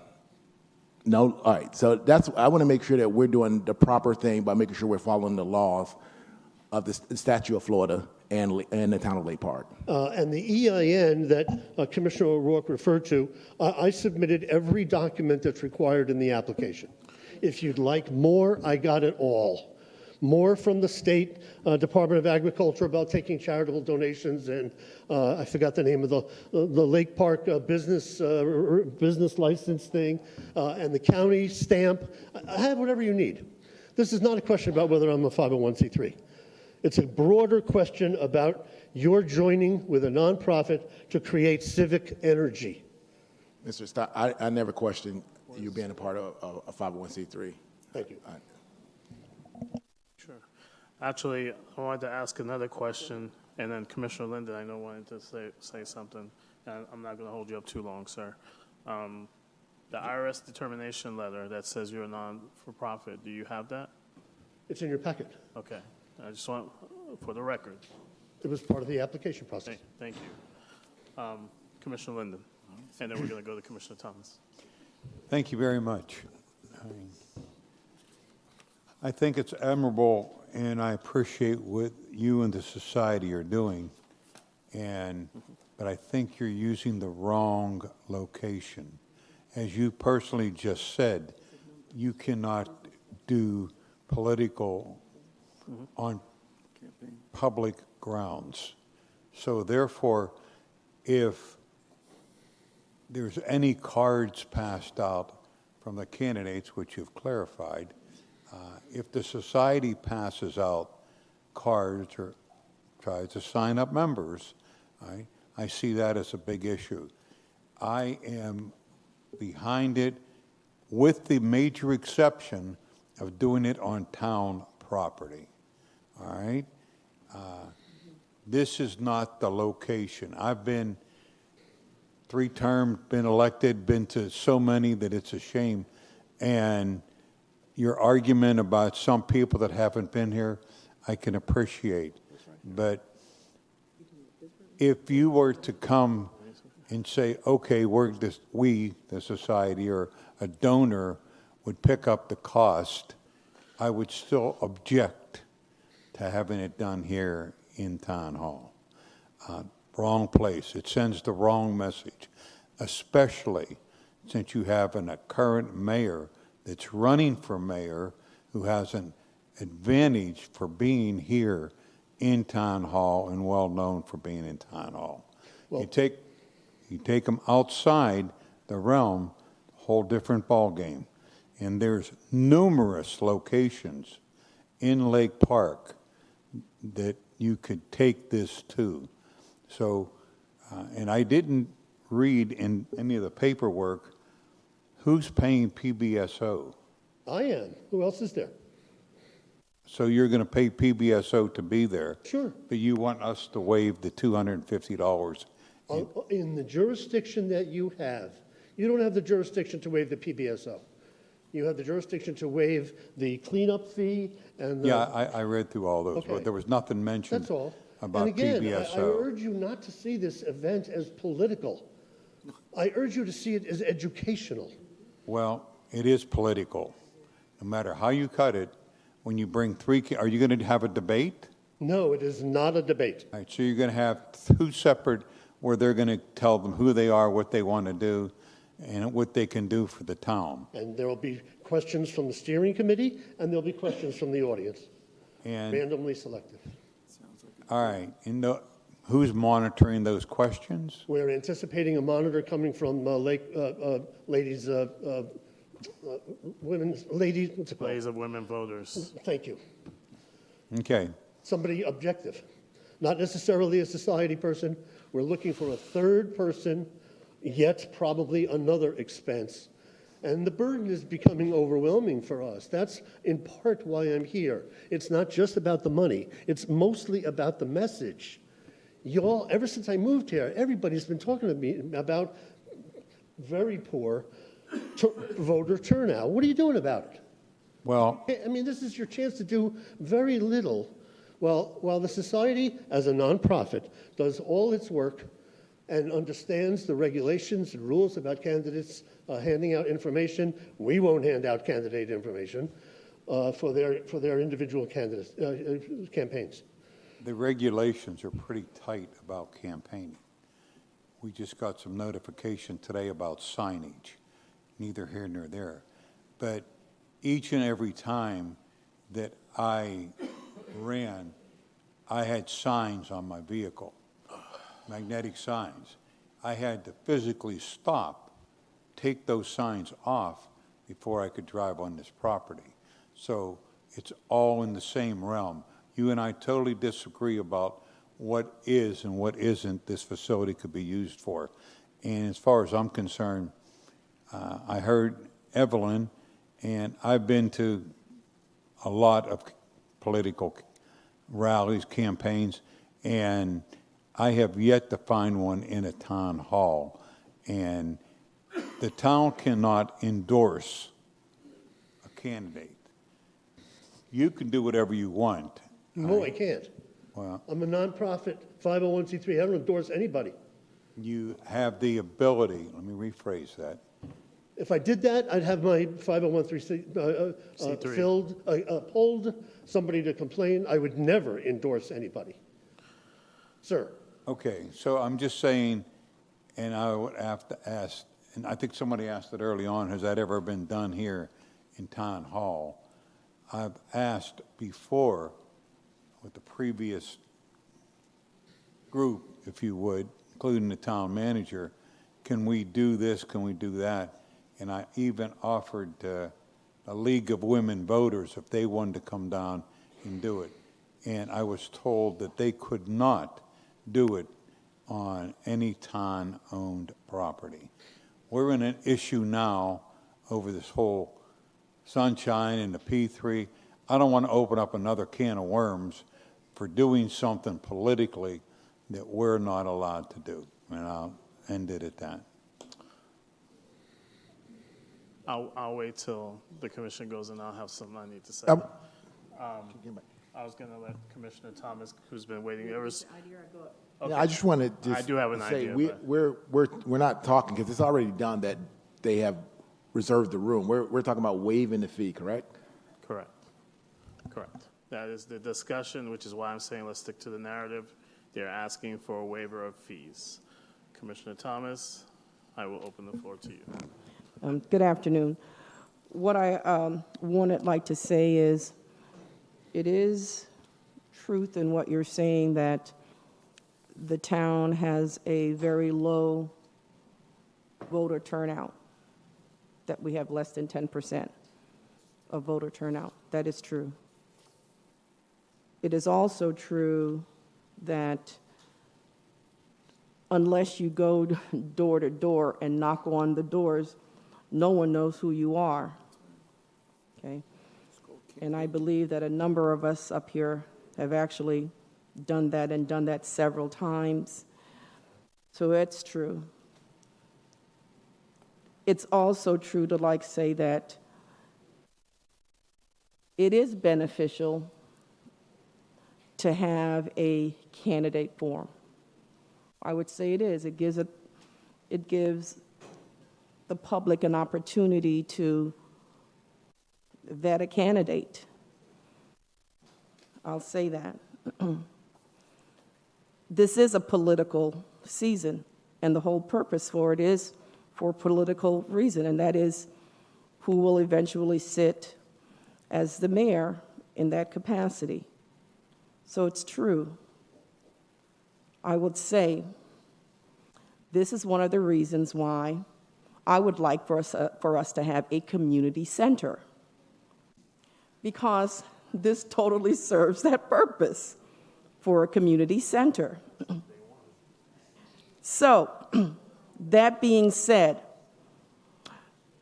I have always seen and envisioned Town Hall as being a place where a policy is made. I have the understanding that the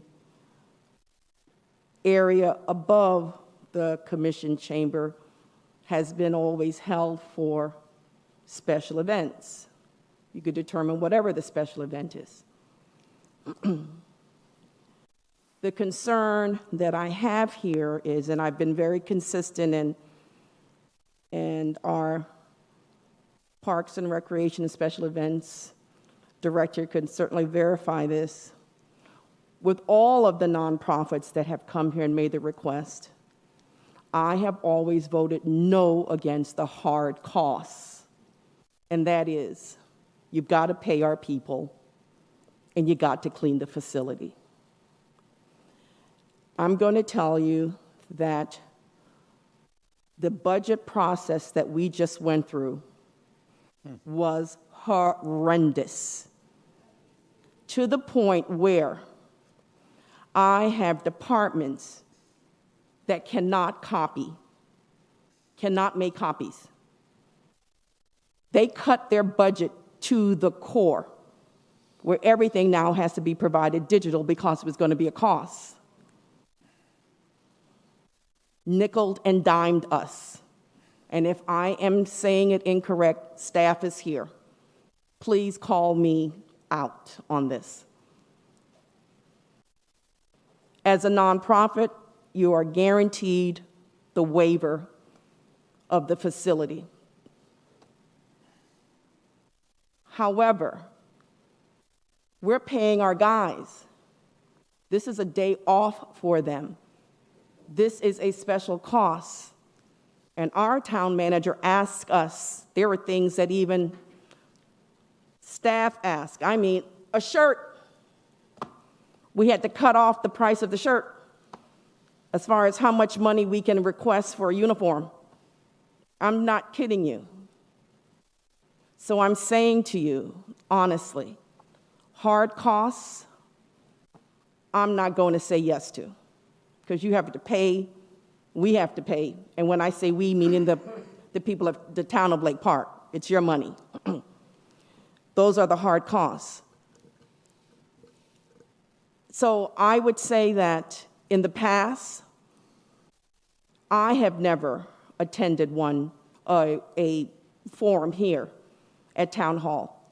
I am aware of other community that has done that, and that's, to me, a little compromising. The other issue is, as the nonprofit, this commission waiving those fees, and I think anyone who's ever had lunch with me or have taken me out, I've asked, please give me the receipt. I will pay for it. If someone is going to do something for me, I said, what is the cost? Please tell me what the cost is, because I'm going to pay for it. So I believe that compromises it. And someone, this particular organization, accused me of taking money. This is the same organization that accused me of taking money from a developer, donating it to me. So I'm going to say to you, what would that be? The town would then be what? Agreeing to the candidates, because we are waiving it. Those are hard costs. So those are my concerns as it relates to that. Finally, I will say, and I'm just going to read what I saw with the letter that came from the IRS, Department of Treasury, Internal Revenue Service. Paragraph 1, 2, 3, 4. To Lake Park Society for the Advancement of Civic Engagement. That sounds almost like the NAACP. Did I say that? No. 1, 2, 3, 4. When you submitted your application for an EIN, which is an employee identification number, you checked the box indicating you are a nonprofit organization. Assigning an EIN does not grant tax-exempt status to nonprofit organizations. Publication 557, tax-exempt status for your organizations, has details on the application process, as well as information on returns you may need to file. To apply for recognition of tax-exempt status, organizations must complete an application on one of the following forms. And it goes on to state what those forms are. It says nearly all organizations claiming tax-exempt status must file a Form 990 series. I am not saying that you are or not. I am just reading the information that has been provided to me. That being said, I would not approve any hard costs because those hard costs are to our employees. May I respond to that? Sure, go ahead. Madam Commissioner, read further down in the document. I don't need to. Under important reminders. I don't need to read further down. I said to you that I am denying my request because these are hard costs. These were direct costs. One was for the employee, the other one was for the cleaning. That's why, that's your request to us, was to waive the fees. So I'm saying to you, the waiving of the fees that I will not do because those are hard costs. We have waived the fee as a tax-exempt organization. I'm not arguing you with that. You came to us for the waiving of the fee for the direct costs. Am I correct? Yes, ma'am. Okay, thank you. Okay. Any other questions for the applicant? I have one for Riuniti. Sure, Commissioner Linden. Riuniti, in light of what we're talking about here, you've already issued them the permit to be here? No. Okay. No, the only thing that has happened is we filled out the application and we put the event on the calendar, but we have not taken any money or anything else.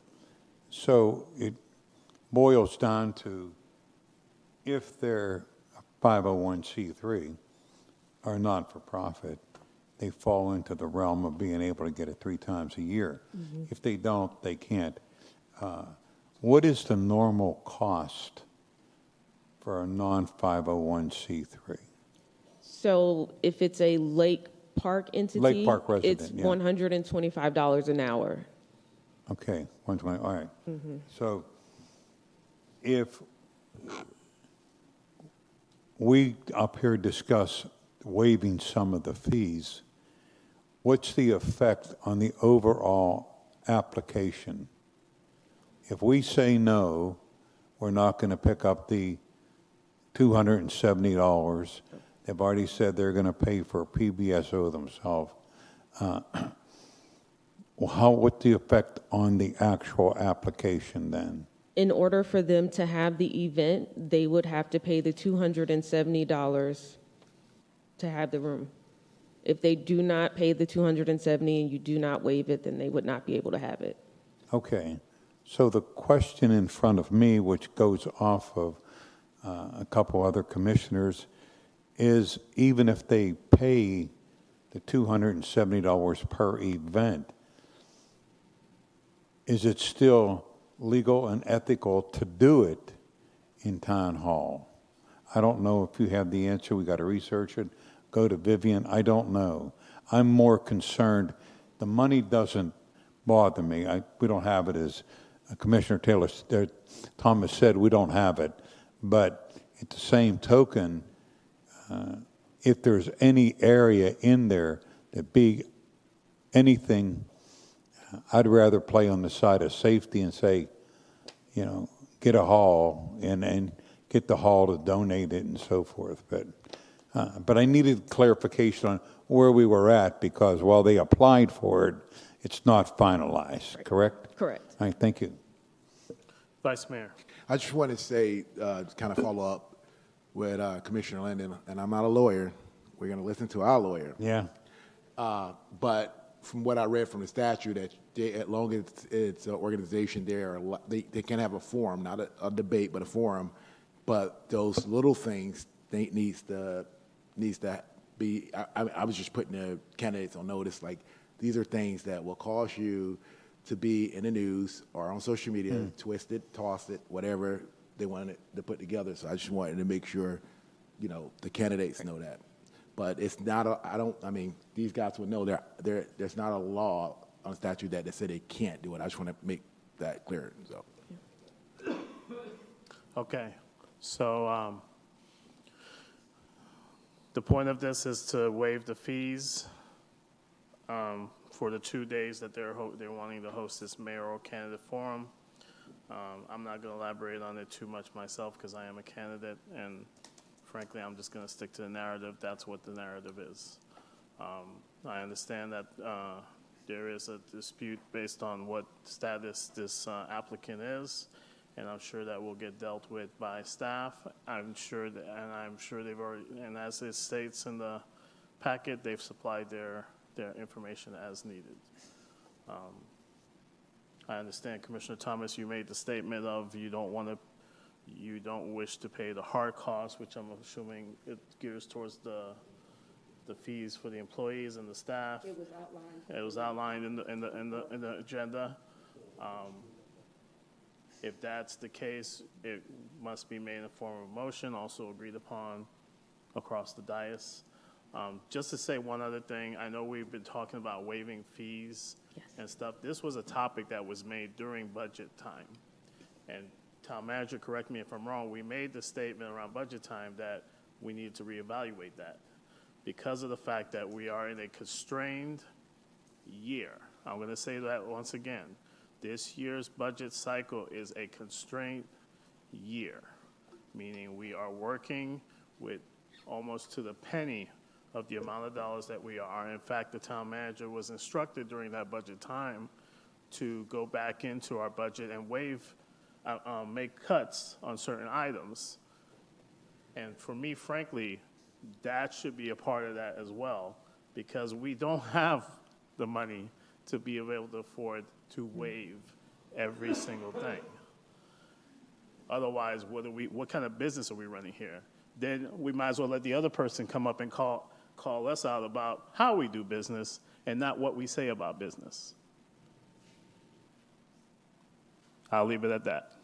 So for me, I would be in concert with Commissioner Thomas's thoughts on what the motion she's looking to carry. Is that for both events or just one? For both? Okay. Now, Town Attorney, there's two agendas that are relative to each other.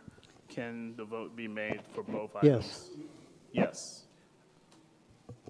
Mayor? Yes, If I sir. may, you need to call for a motion. That's where we are. I understand that. I was getting things set up for that, but thank you for letting me know what I already know. I think we've kind of beaten this one up, so we. need to get to Understood, that. but I'd like to afford everybody the opportunity to speak. Okay.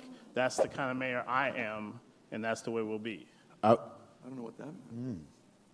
So, if there's no other questions, you have one other question? One question, I promise. One question, One question. please do so. If we waive the fee, because we have made some great point, because your budget been cut, where will this money come from? We cut shirts, we cut convention trainings, gas. Where would this money come from?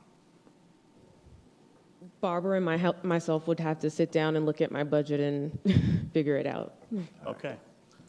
I'd like Commissioner Thomas, if everybody's in concert with your thoughts and you have a motion to make, now's the time.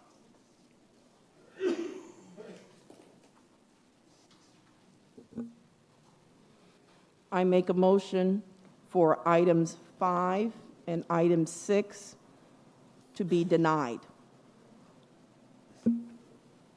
Do we have a second? I'll second it. We have a first and a second. Any other further discussion?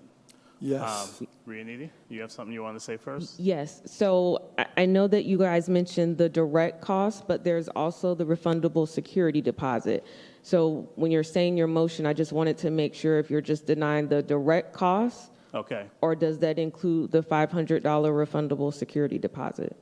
Commissioner Thomas, you want to modify your Okay. motion?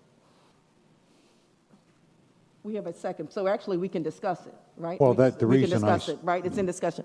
So what I wanted like to say, right, that $500, the way how I saw it, was the exemption if they're a nonprofit.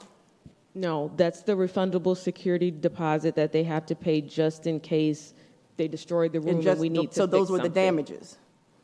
Okay, so we were waiving also the $500 for that. Yes, that's on here But too, yeah. she's looking for that to be a part of the To be a motion, part of the it. motion. Yes. If you're, Okay. if the motion is included to deny that part, or if Okay, it's because when I read the agenda item, it says the amount that was being requested, and it was the $270. the total direct cost is $270. Okay. So I need to have an understanding of Town this. Attorney, you have something you want to say? So what is the request? Yeah. What is the amount requested to be waived? Total request of it. So they are asking to waive the $270 that Commissioner Thomas spoke about, that are the direct costs that the town would have to find money for. Okay, and that's on both items? And that's on both So items. that's 540? Yes. Yeah, but she's 540. also saying plus the deposit. But that's not the request. True. The request is $540. So if you do want to deny the request, then the motion is to deny the request to waive the $540. Right. It was the two items combined. Correct. Correct. Okay. Correct. Okay. So then my motion stands. And we have a The way that my second. motion is, it stands. We have a motion, we have a second. Any Okay. other discussion? Commissioner O'Rourke. Yes, first, I would ask that you withhold your applause for my remarks.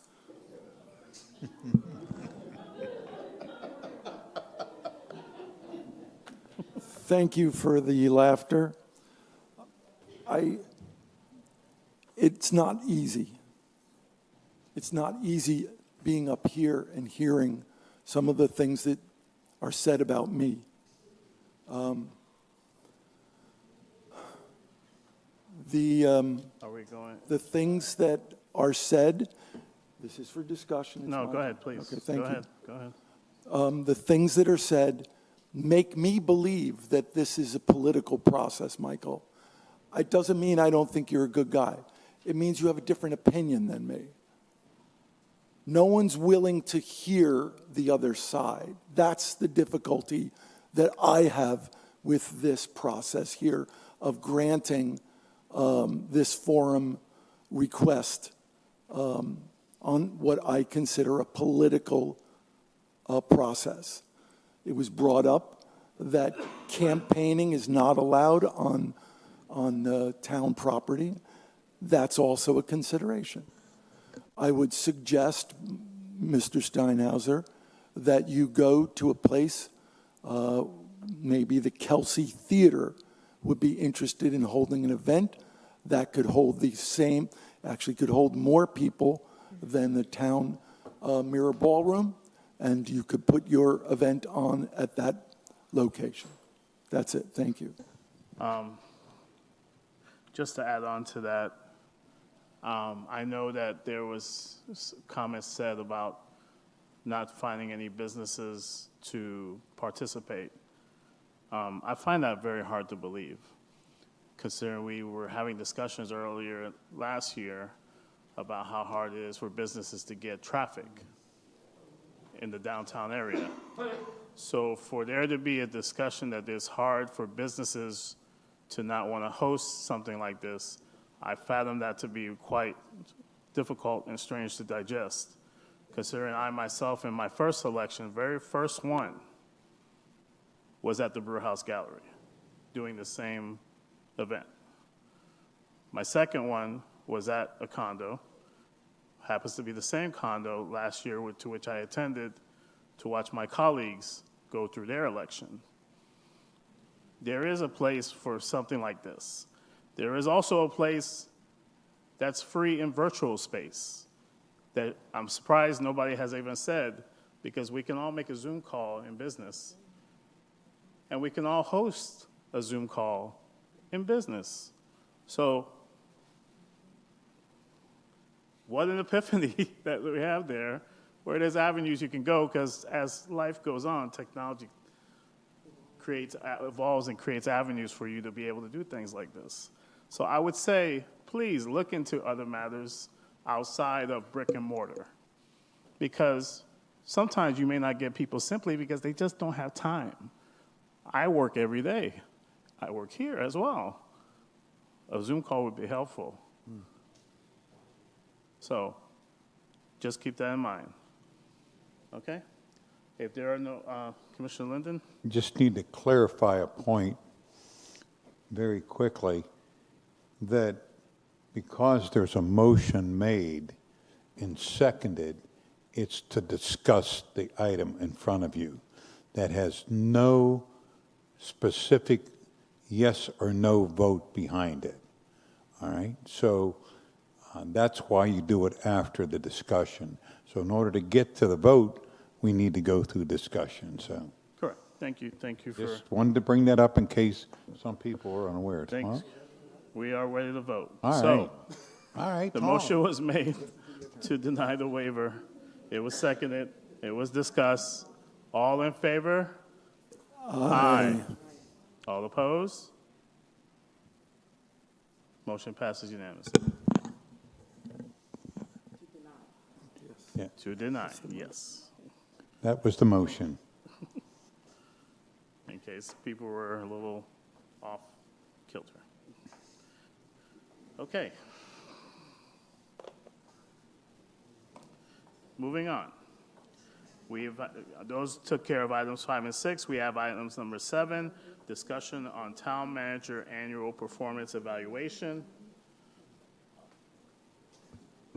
Hi. Yeah, that's okay. I know, we're trying to get along with the meeting, though.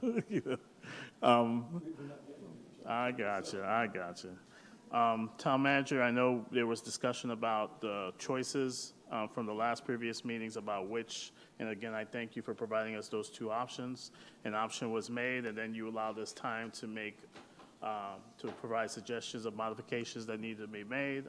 I'm sure you might have gotten dialogue from the dais, whether you did or you didn't. At this point, it is a matter of if there's any changes that you guys might see that you'd like to make on this form.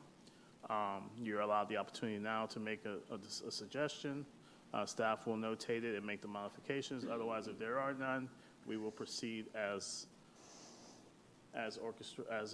followed on the process to use the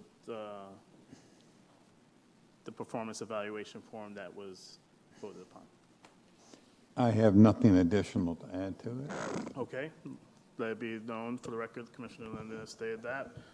Commissioner O'Rourke, anything? Yes. Okay. The floor is yours. With regard to the evaluation, I think we should have the town manager state in that evaluation what he believes his greatest achievements are in the year he's been here. And I think it's very important also to consider an evaluation with regard to the revenue and what the revenue goals are for this town. That has always been my primary concern as I sit on this dais. I'm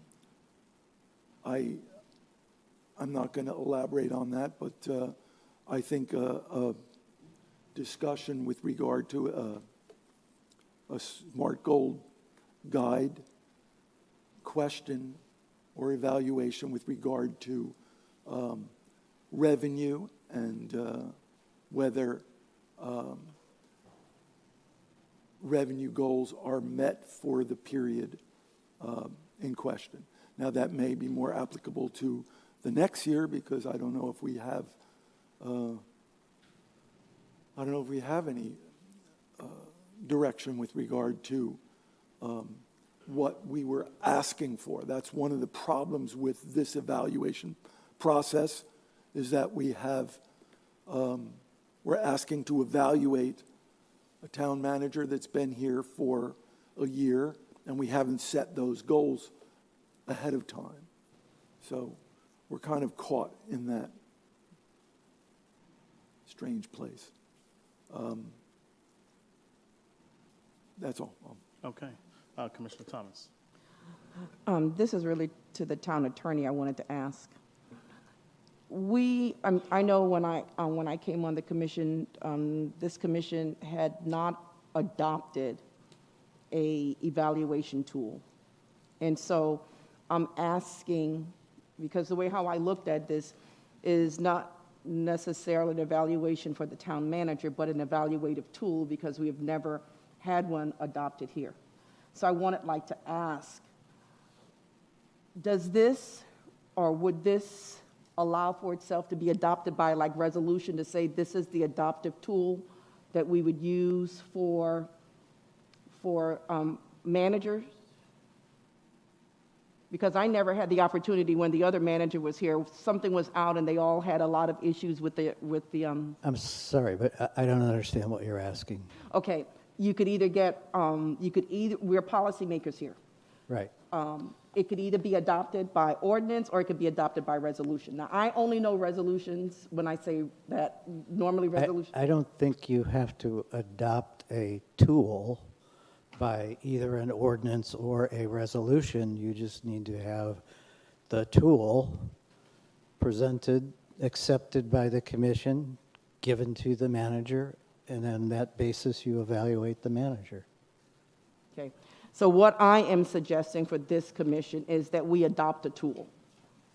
That I would like to see a consistent tool, that this is the tool that everyone would agree upon in using. Which is what we're doing tonight. Right, but what has happened is this is even different than the one that was before, because this commission, when I came on it before, stated that they didn't like the tool that they had previously. Correct. So I'm saying, and I've given feedback as it relates to this. So if all of us have given feedback as it relates to this particular tool, then I would like us to adopt this as a evaluative tool for our manager, as opposed to just it being done for to date, but that this is the tool. This would be the instrument that we will evaluate for managers, period. That's what I want to know. Absolutely.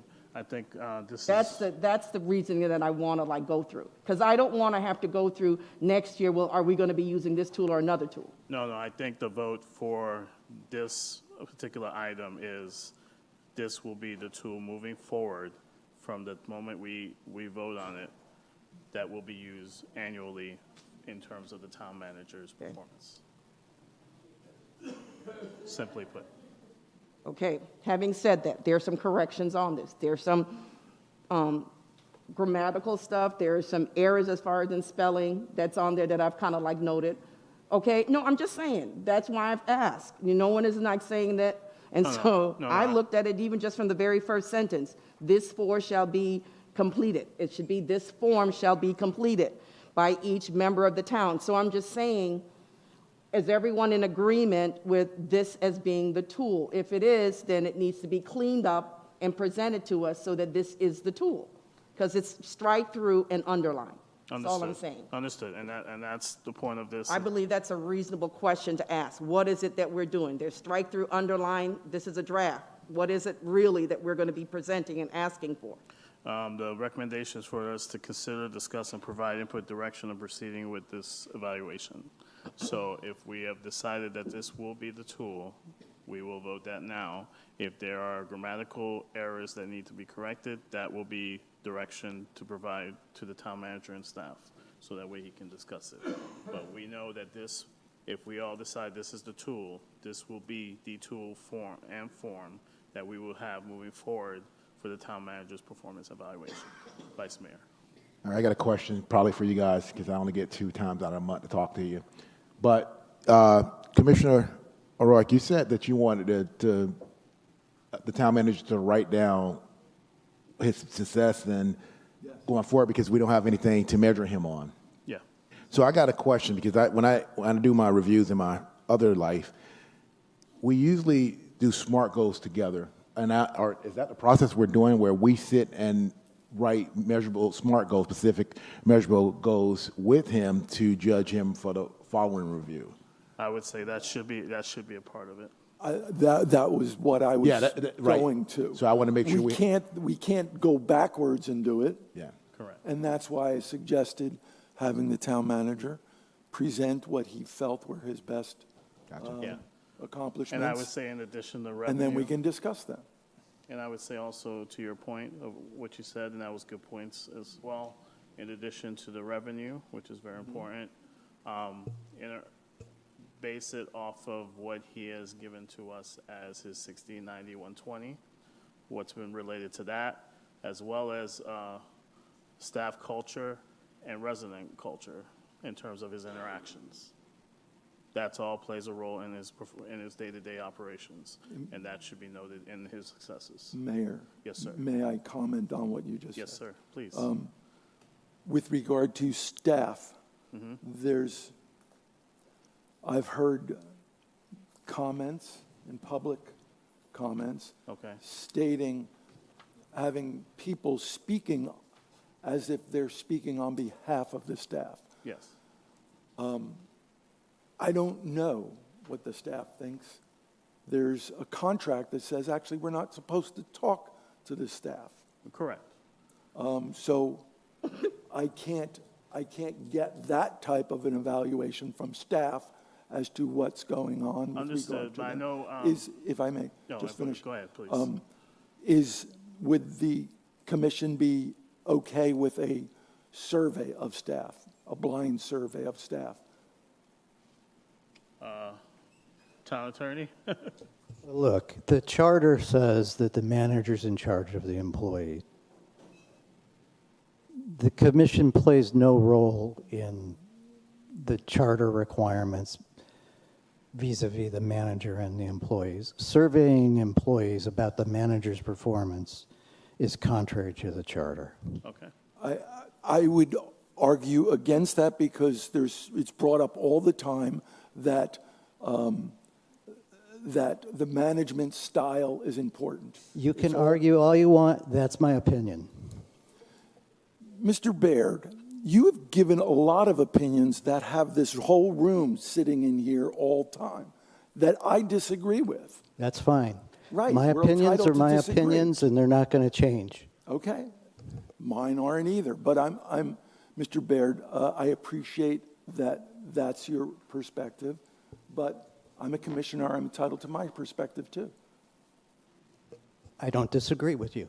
Thank you. And you've expressed it, and I disagree with your assessment of the charter requirements. Well, I disagree with you, okay? Okay, can we, please, let's go back to our corners. I'll see you in court. Oh, no. Okay. Thank you for your insight, gentlemen. I think you I'm sorry, I just had to take a moment. I think you've noted everything. I think you've noted everything in the case of it. As far as the survey goes, I think the town attorney has expressed his feedback based on the charter, and we'll leave that to interpretation. Okay? You have the notes. If there's any other things I would say that would like to be directed, please direct it to town manager so he can make his duties in terms of adjusting this form. But I think we're all in agreement that this is the form, just to clarify that, and I agree with you, Commissioner Thomas, that we are going to use moving forward with conditions of adjustments grammatically in terms of the things that we've expressed here. Do we have a consensus there? One last question. Absolutely, absolutely. Historically, we've always done this evaluation at a commission meeting in front of the public. Having done a large number of these in my previous career, if you would, it's always been one-on-one. And I'm not sure, and I've said this year after year, is it fair to the town manager to evaluate them in front of the public? Should we bring the results of the evaluation back? Because during an evaluation, there's a lot of times where there's questions back and forth. I do remember from our time together in past, as well as you, Commissioner Rourke, that we have all submitted our evaluations to HR. They in turn took it and put it in the agenda as for public record for discussion. We've had discussions somewhat similar to this little interaction here. But it's always been in discussion. If it be said of the commission to... Well, what would be your suggestion? I mean, what are you suggesting? My suggestion would be how it goes in industry, if you would. We still meet with the town manager one-on-one. I'm okay with putting the results because it's a public record, obviously. But when we discuss it at the dais, I would not want to discuss each individual's recommendations. I don't think we've done exactly that way. I think we've all just expressed our own individual thoughts, never go through the individual, feedback that we've given.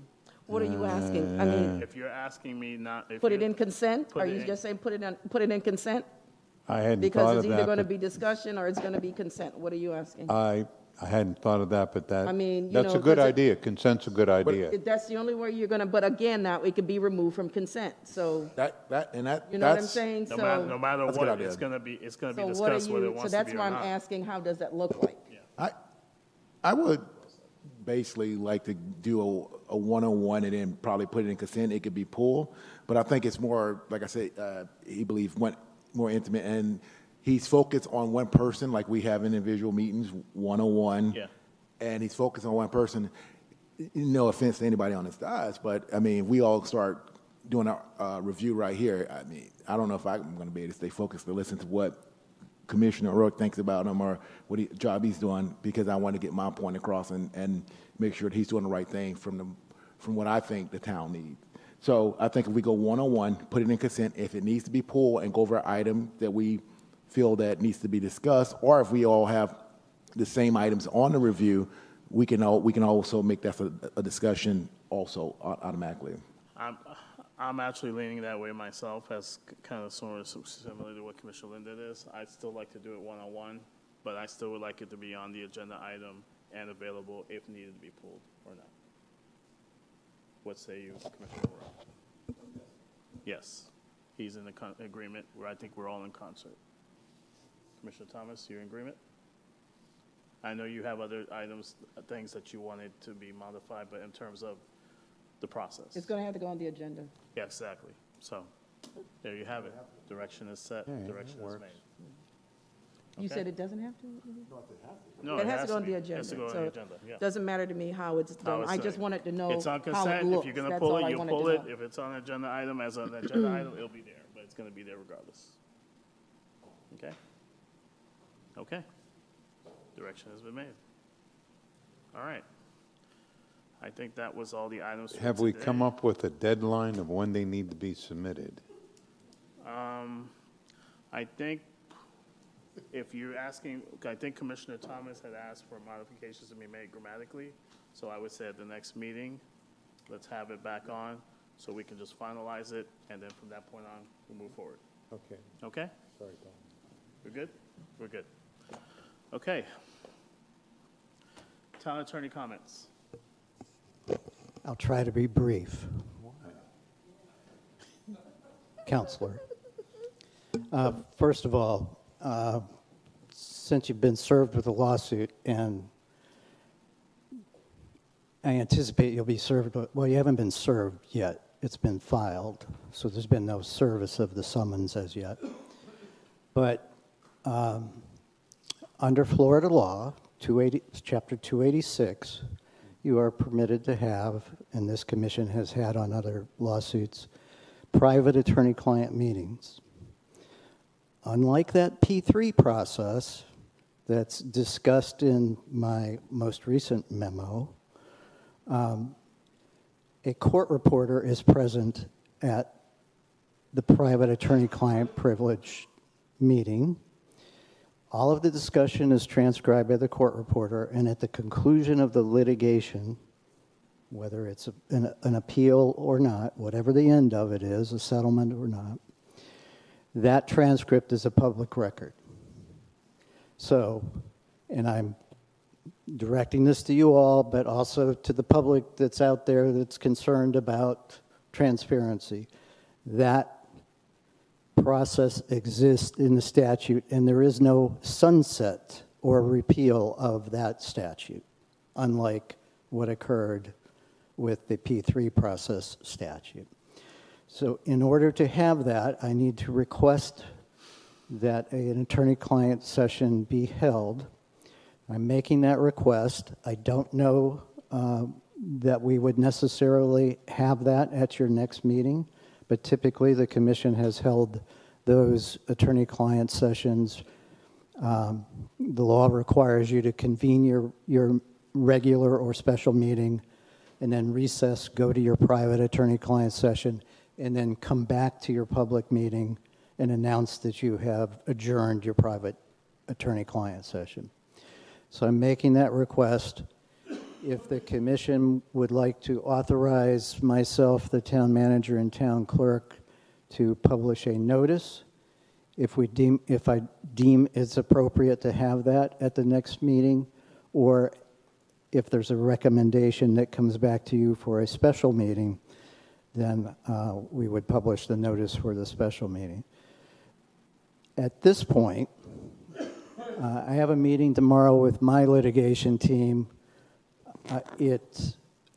I don't do litigation anymore.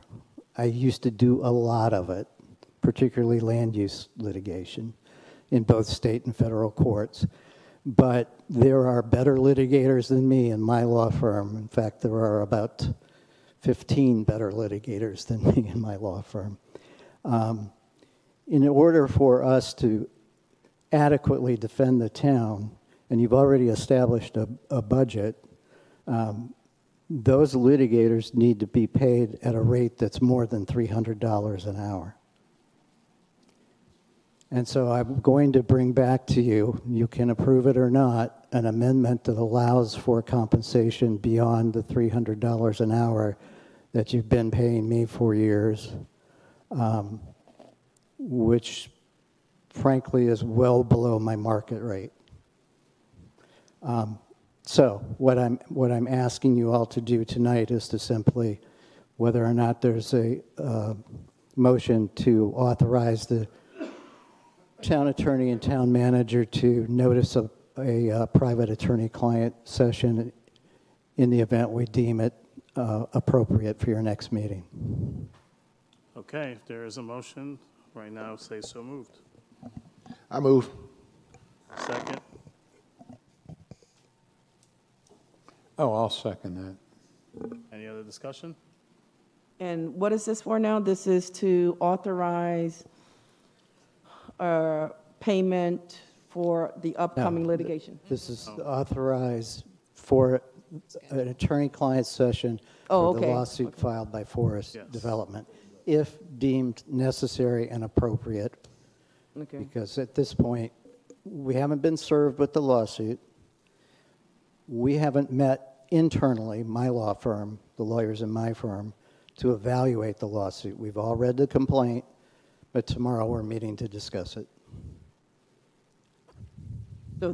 So the motion is to authorize a closed executive session with A the notice for a private attorney-client session under Chapter 286 Florida statutes. Okay. Because I heard money. I mean, you know, that it was going to, so I just wanted. That's what I'm bringing back. Okay, so that's what I was trying to clarify. What we Bringing how we that gonna back. Okay, okay. Okay, okay. That being said, okay, it was first and second, okay. Okay. Any other further discussion? Seeing none, those in favor say aye. Aye. Those opposed? You have your answer. No further comments, no further opinions. Town manager. Real quickly, I was asked, I believe Commissioner Thomas had asked, and I just got the information a little bit ago and forwarded it on to you all about Miss Chris Garrison, who is the president pro tem in the village of North Palm Beach. As you know, she passed away unexpectedly, and I think service information is still being developed, but I shared with you guys the information that was provided to me by the village manager. Again, as a town, we're praying for her family and the village through this time, and very sad. Chris was a big supporter of home rule and council manager relations and forms of government, and she'll definitely be missed. And we've offered to the village anything that we can do to help and support them. We're here as their neighbor. So next, just wanted to bring up real quickly a couple events that are coming up for the community. We have our Martin Luther King Family Night Out, where on Friday, January 16th in Kelsey Park from 6 p.m. to 9 p.m., we'll be celebrating Dr. Martin Luther King Jr. and through a family movie night. There'll be a special screening of The Great Debaters, along with free food. Admission is free, and parking is also free. And so we welcome the entire Lake Park community to come out. Also, we have our upcoming Sunset Celebration in Kelsey Park on Friday, January 30th, from 6 to 9 p.m. And that's what I have. Thank you. Commissioner O'Rourke.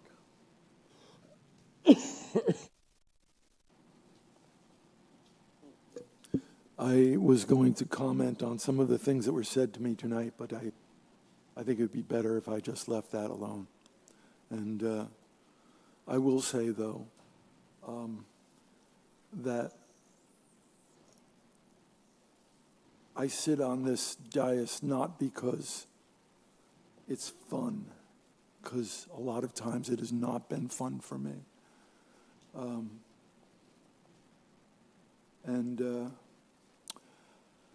I sit here because I love this town. And I have a view that's contrary to Kelly's and Michael's, and I have different perspectives on things. The banter that we had between the other attorney over there was done with respect because he's a friend of mine. I've known this guy for almost 15 years now. I don't agree with him, but that's what this process is about. And when you come to a person and you only have one perspective, I mean, for goodness sake, look at what's going on in Washington. Nobody can talk. If you're on one side, that's your side. If you're on another side, that's where you are. It shouldn't be that way in this town. And Michael, you talk about that you want to create this civic society of civic engagement, but I'm attacked all the time. Why can't it be in a process where you address a question and we can respond to that? I can come to speak to you at any time you want me to, and we can have those discussions. Anyone can. Any one of these commissioners would be willing to have a discussion with anyone in this town. So I just want you to try to understand that I'm not here to hurt people. I'm not here to do things wrong either. Some of the allegations, I don't want to address them now because apparently this may become part of a lawsuit. But I've known everybody on this commission for a while, and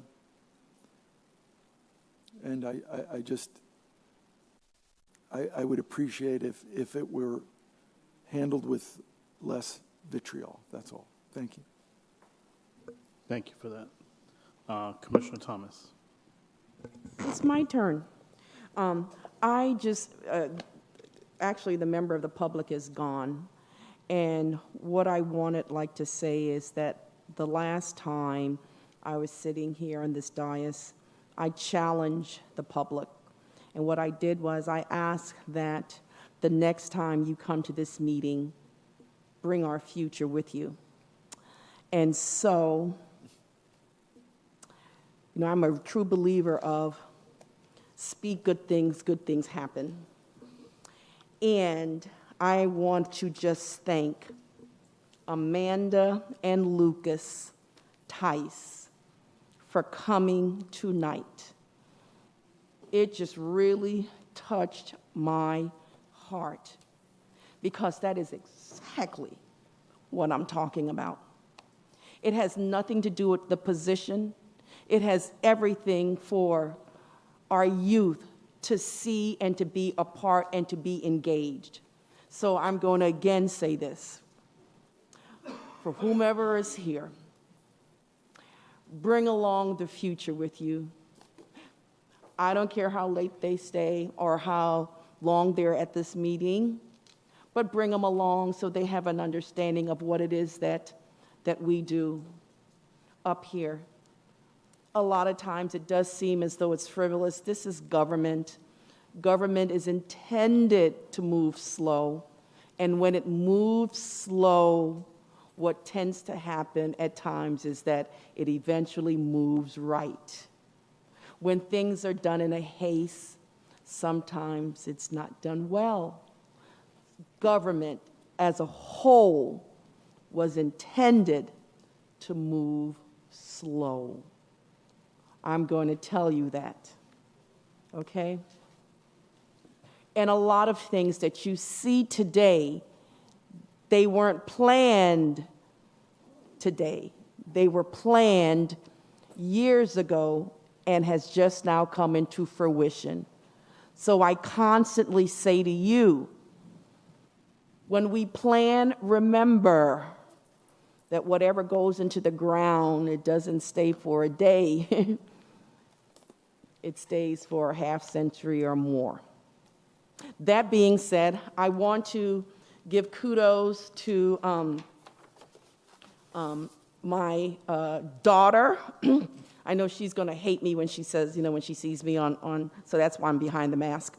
So she doesn't necessarily have to know it's all me. But nevertheless, I want to give kudos to her because, it's important to show representation. And I'm so proud of her. We looked, and, they're always the first. And I would like to say that my daughter, she's an ocean rescue lifeguard. And that might not mean anything to you, but there aren't any that look like us on the beach of Palm Beach County. So I want that to let you know, and she's female. And I'm going to tell you, I know, because several people have said to her, "We've never seen your kind before." And she said, "Thank you," because you know what happens? It allows others to see differently. It's called inclusion. And I'm telling you, it's a beautiful feeling, not that she goes out there to do it, but it's a beautiful feeling when someone else can see, "Oh, I can actually do that." And I know you're going to hate me again, baby. She took up surfing. There aren't big waves here, and I know it's kind of like crazy, but I'm so proud of her. And lastly, because I am a proud mom, thank God for our service people. This past holiday, I had an opportunity to go and visit my son who serves in the military. And I just say thank God for that less than 1% of this population of over 1 billion people who allow us to say what we want to say, do what we want to do, and not feel that we are going to be ridiculed. So those are my words that I want to say. And Happy New Year. Okay, thank you, Commissioner Thomas. Commissioner Linden. Not a whole lot. Good end of the year, and I do want to say, though, my phone's been blowing up, my emails have been blowing up. The society did get a lot of attention from this, and you have to answer a lot of questions that aren't necessarily put in there. And I don't like to be judged by the court of public opinion. And when somebody knocks on my door and says, "You're giving away the marina," why? You have to give them the other side of the story. But they're hearing one side, not the other, so it's a little disappointing. And obviously, can't defend that. So, but that was it. Been a good year. We're moving forward, going to Tallahassee. We're going to have a good time up there. Yeah. That's it. Okay, thank you, sir. Vice Mayor. I mean, look, because my comment is kind of similar to Commissioner Linden. We're passionate. I got, same door knock tell me I'm giving away the marina I did in 2021. I don't think I was up here, but they might know better. But I know we're passionate about our town. I've been here, like I say, 27 years, and we're going to go to work. And I didn't like some stuff in town. I signed up to do this job. However, and I think everybody here on this dais is a good person, our family did not sign up to do this job. So if there is a question, I ask politely in a calm manner that the public asked us, myself, the people up here that may know the answer, and not say comments to my family at least and talk to me about it. I answer every email, every phone call, every door knock, and try to do it in more of a polite way. We don't get anything from people yelling or threatening. We get nowhere. As a community, as a town, we get nowhere at all. And before you ask a question, listen. I mean, after you ask a question, listen, but before you ask questions, know the facts. Know the facts. All right? That's all I ask. You email me, I'll email you back. You call me, I'll call you back. You knock on my door, I answer the door, talk to you. But when they get a little hostile, you got to leave. All righty. That's it. Okay, thank you. To Mr. Steinhauer, I look forward to seeing what progression you have with this event that you're embarking on. Again, think of my suggestions in terms of going into technological space as an alternative. If need be, if you decide to move forward with what you initially did, that's fine as well. To the residents, understand this, we are listening. I know there's some residents here that were here tonight. They said that, and I've heard the similar to my colleagues here, that we're selling the marina. The intent was not to sell the marina. The intent was to get a partner to revitalize the marina. As history serves itself, the marina was suffering. It is an enterprise fund. It funds itself, and it was suffering. And just within the past 2 years, it's taken a small slight turn, but not a turn enough. We look towards other avenues ourselves. We can't talk about this much, but that's the story. Understand this: any decision that's made up here by this council will be with the town in mind, and only the town in mind. And as far as myself goes, I encourage everyone. I know we had one public comment about myself in terms of mayor's messages and my Munchies with the Mayor. If you have something to say, please come to the Munchies with the Mayor. This Munchies with the Mayor is not about me. It's about we the collective, staff, us here in the dais, and the residents. But the residents speak first at that Munchies with the Mayor. Those that were there the last time we held it, and we're holding it quarterly, they spoke a lot, and all I did was listen, because that's my job to do, is listen to the people and what they think and what they feel and what they like to see. That is what I signed up for when I took office, and that's how I'll continue to do it all the way till the end. I have no self-interest in mind. It's simply to progress this town forward, because one day my children who have lived here and grew up here will eventually want to have their children here to live in and enjoy as well. So understand this, we have you in mind. I have you in mind, most importantly, sitting here in the dais, and I am one of 5. And we appreciate you for what you're giving us and telling us, and we do hear you. And with that, that's all I have to say. So I will entertain a motion of adjournment. I'll make a motion to adjourn. Second? All in favor? Aye. Good night, everybody.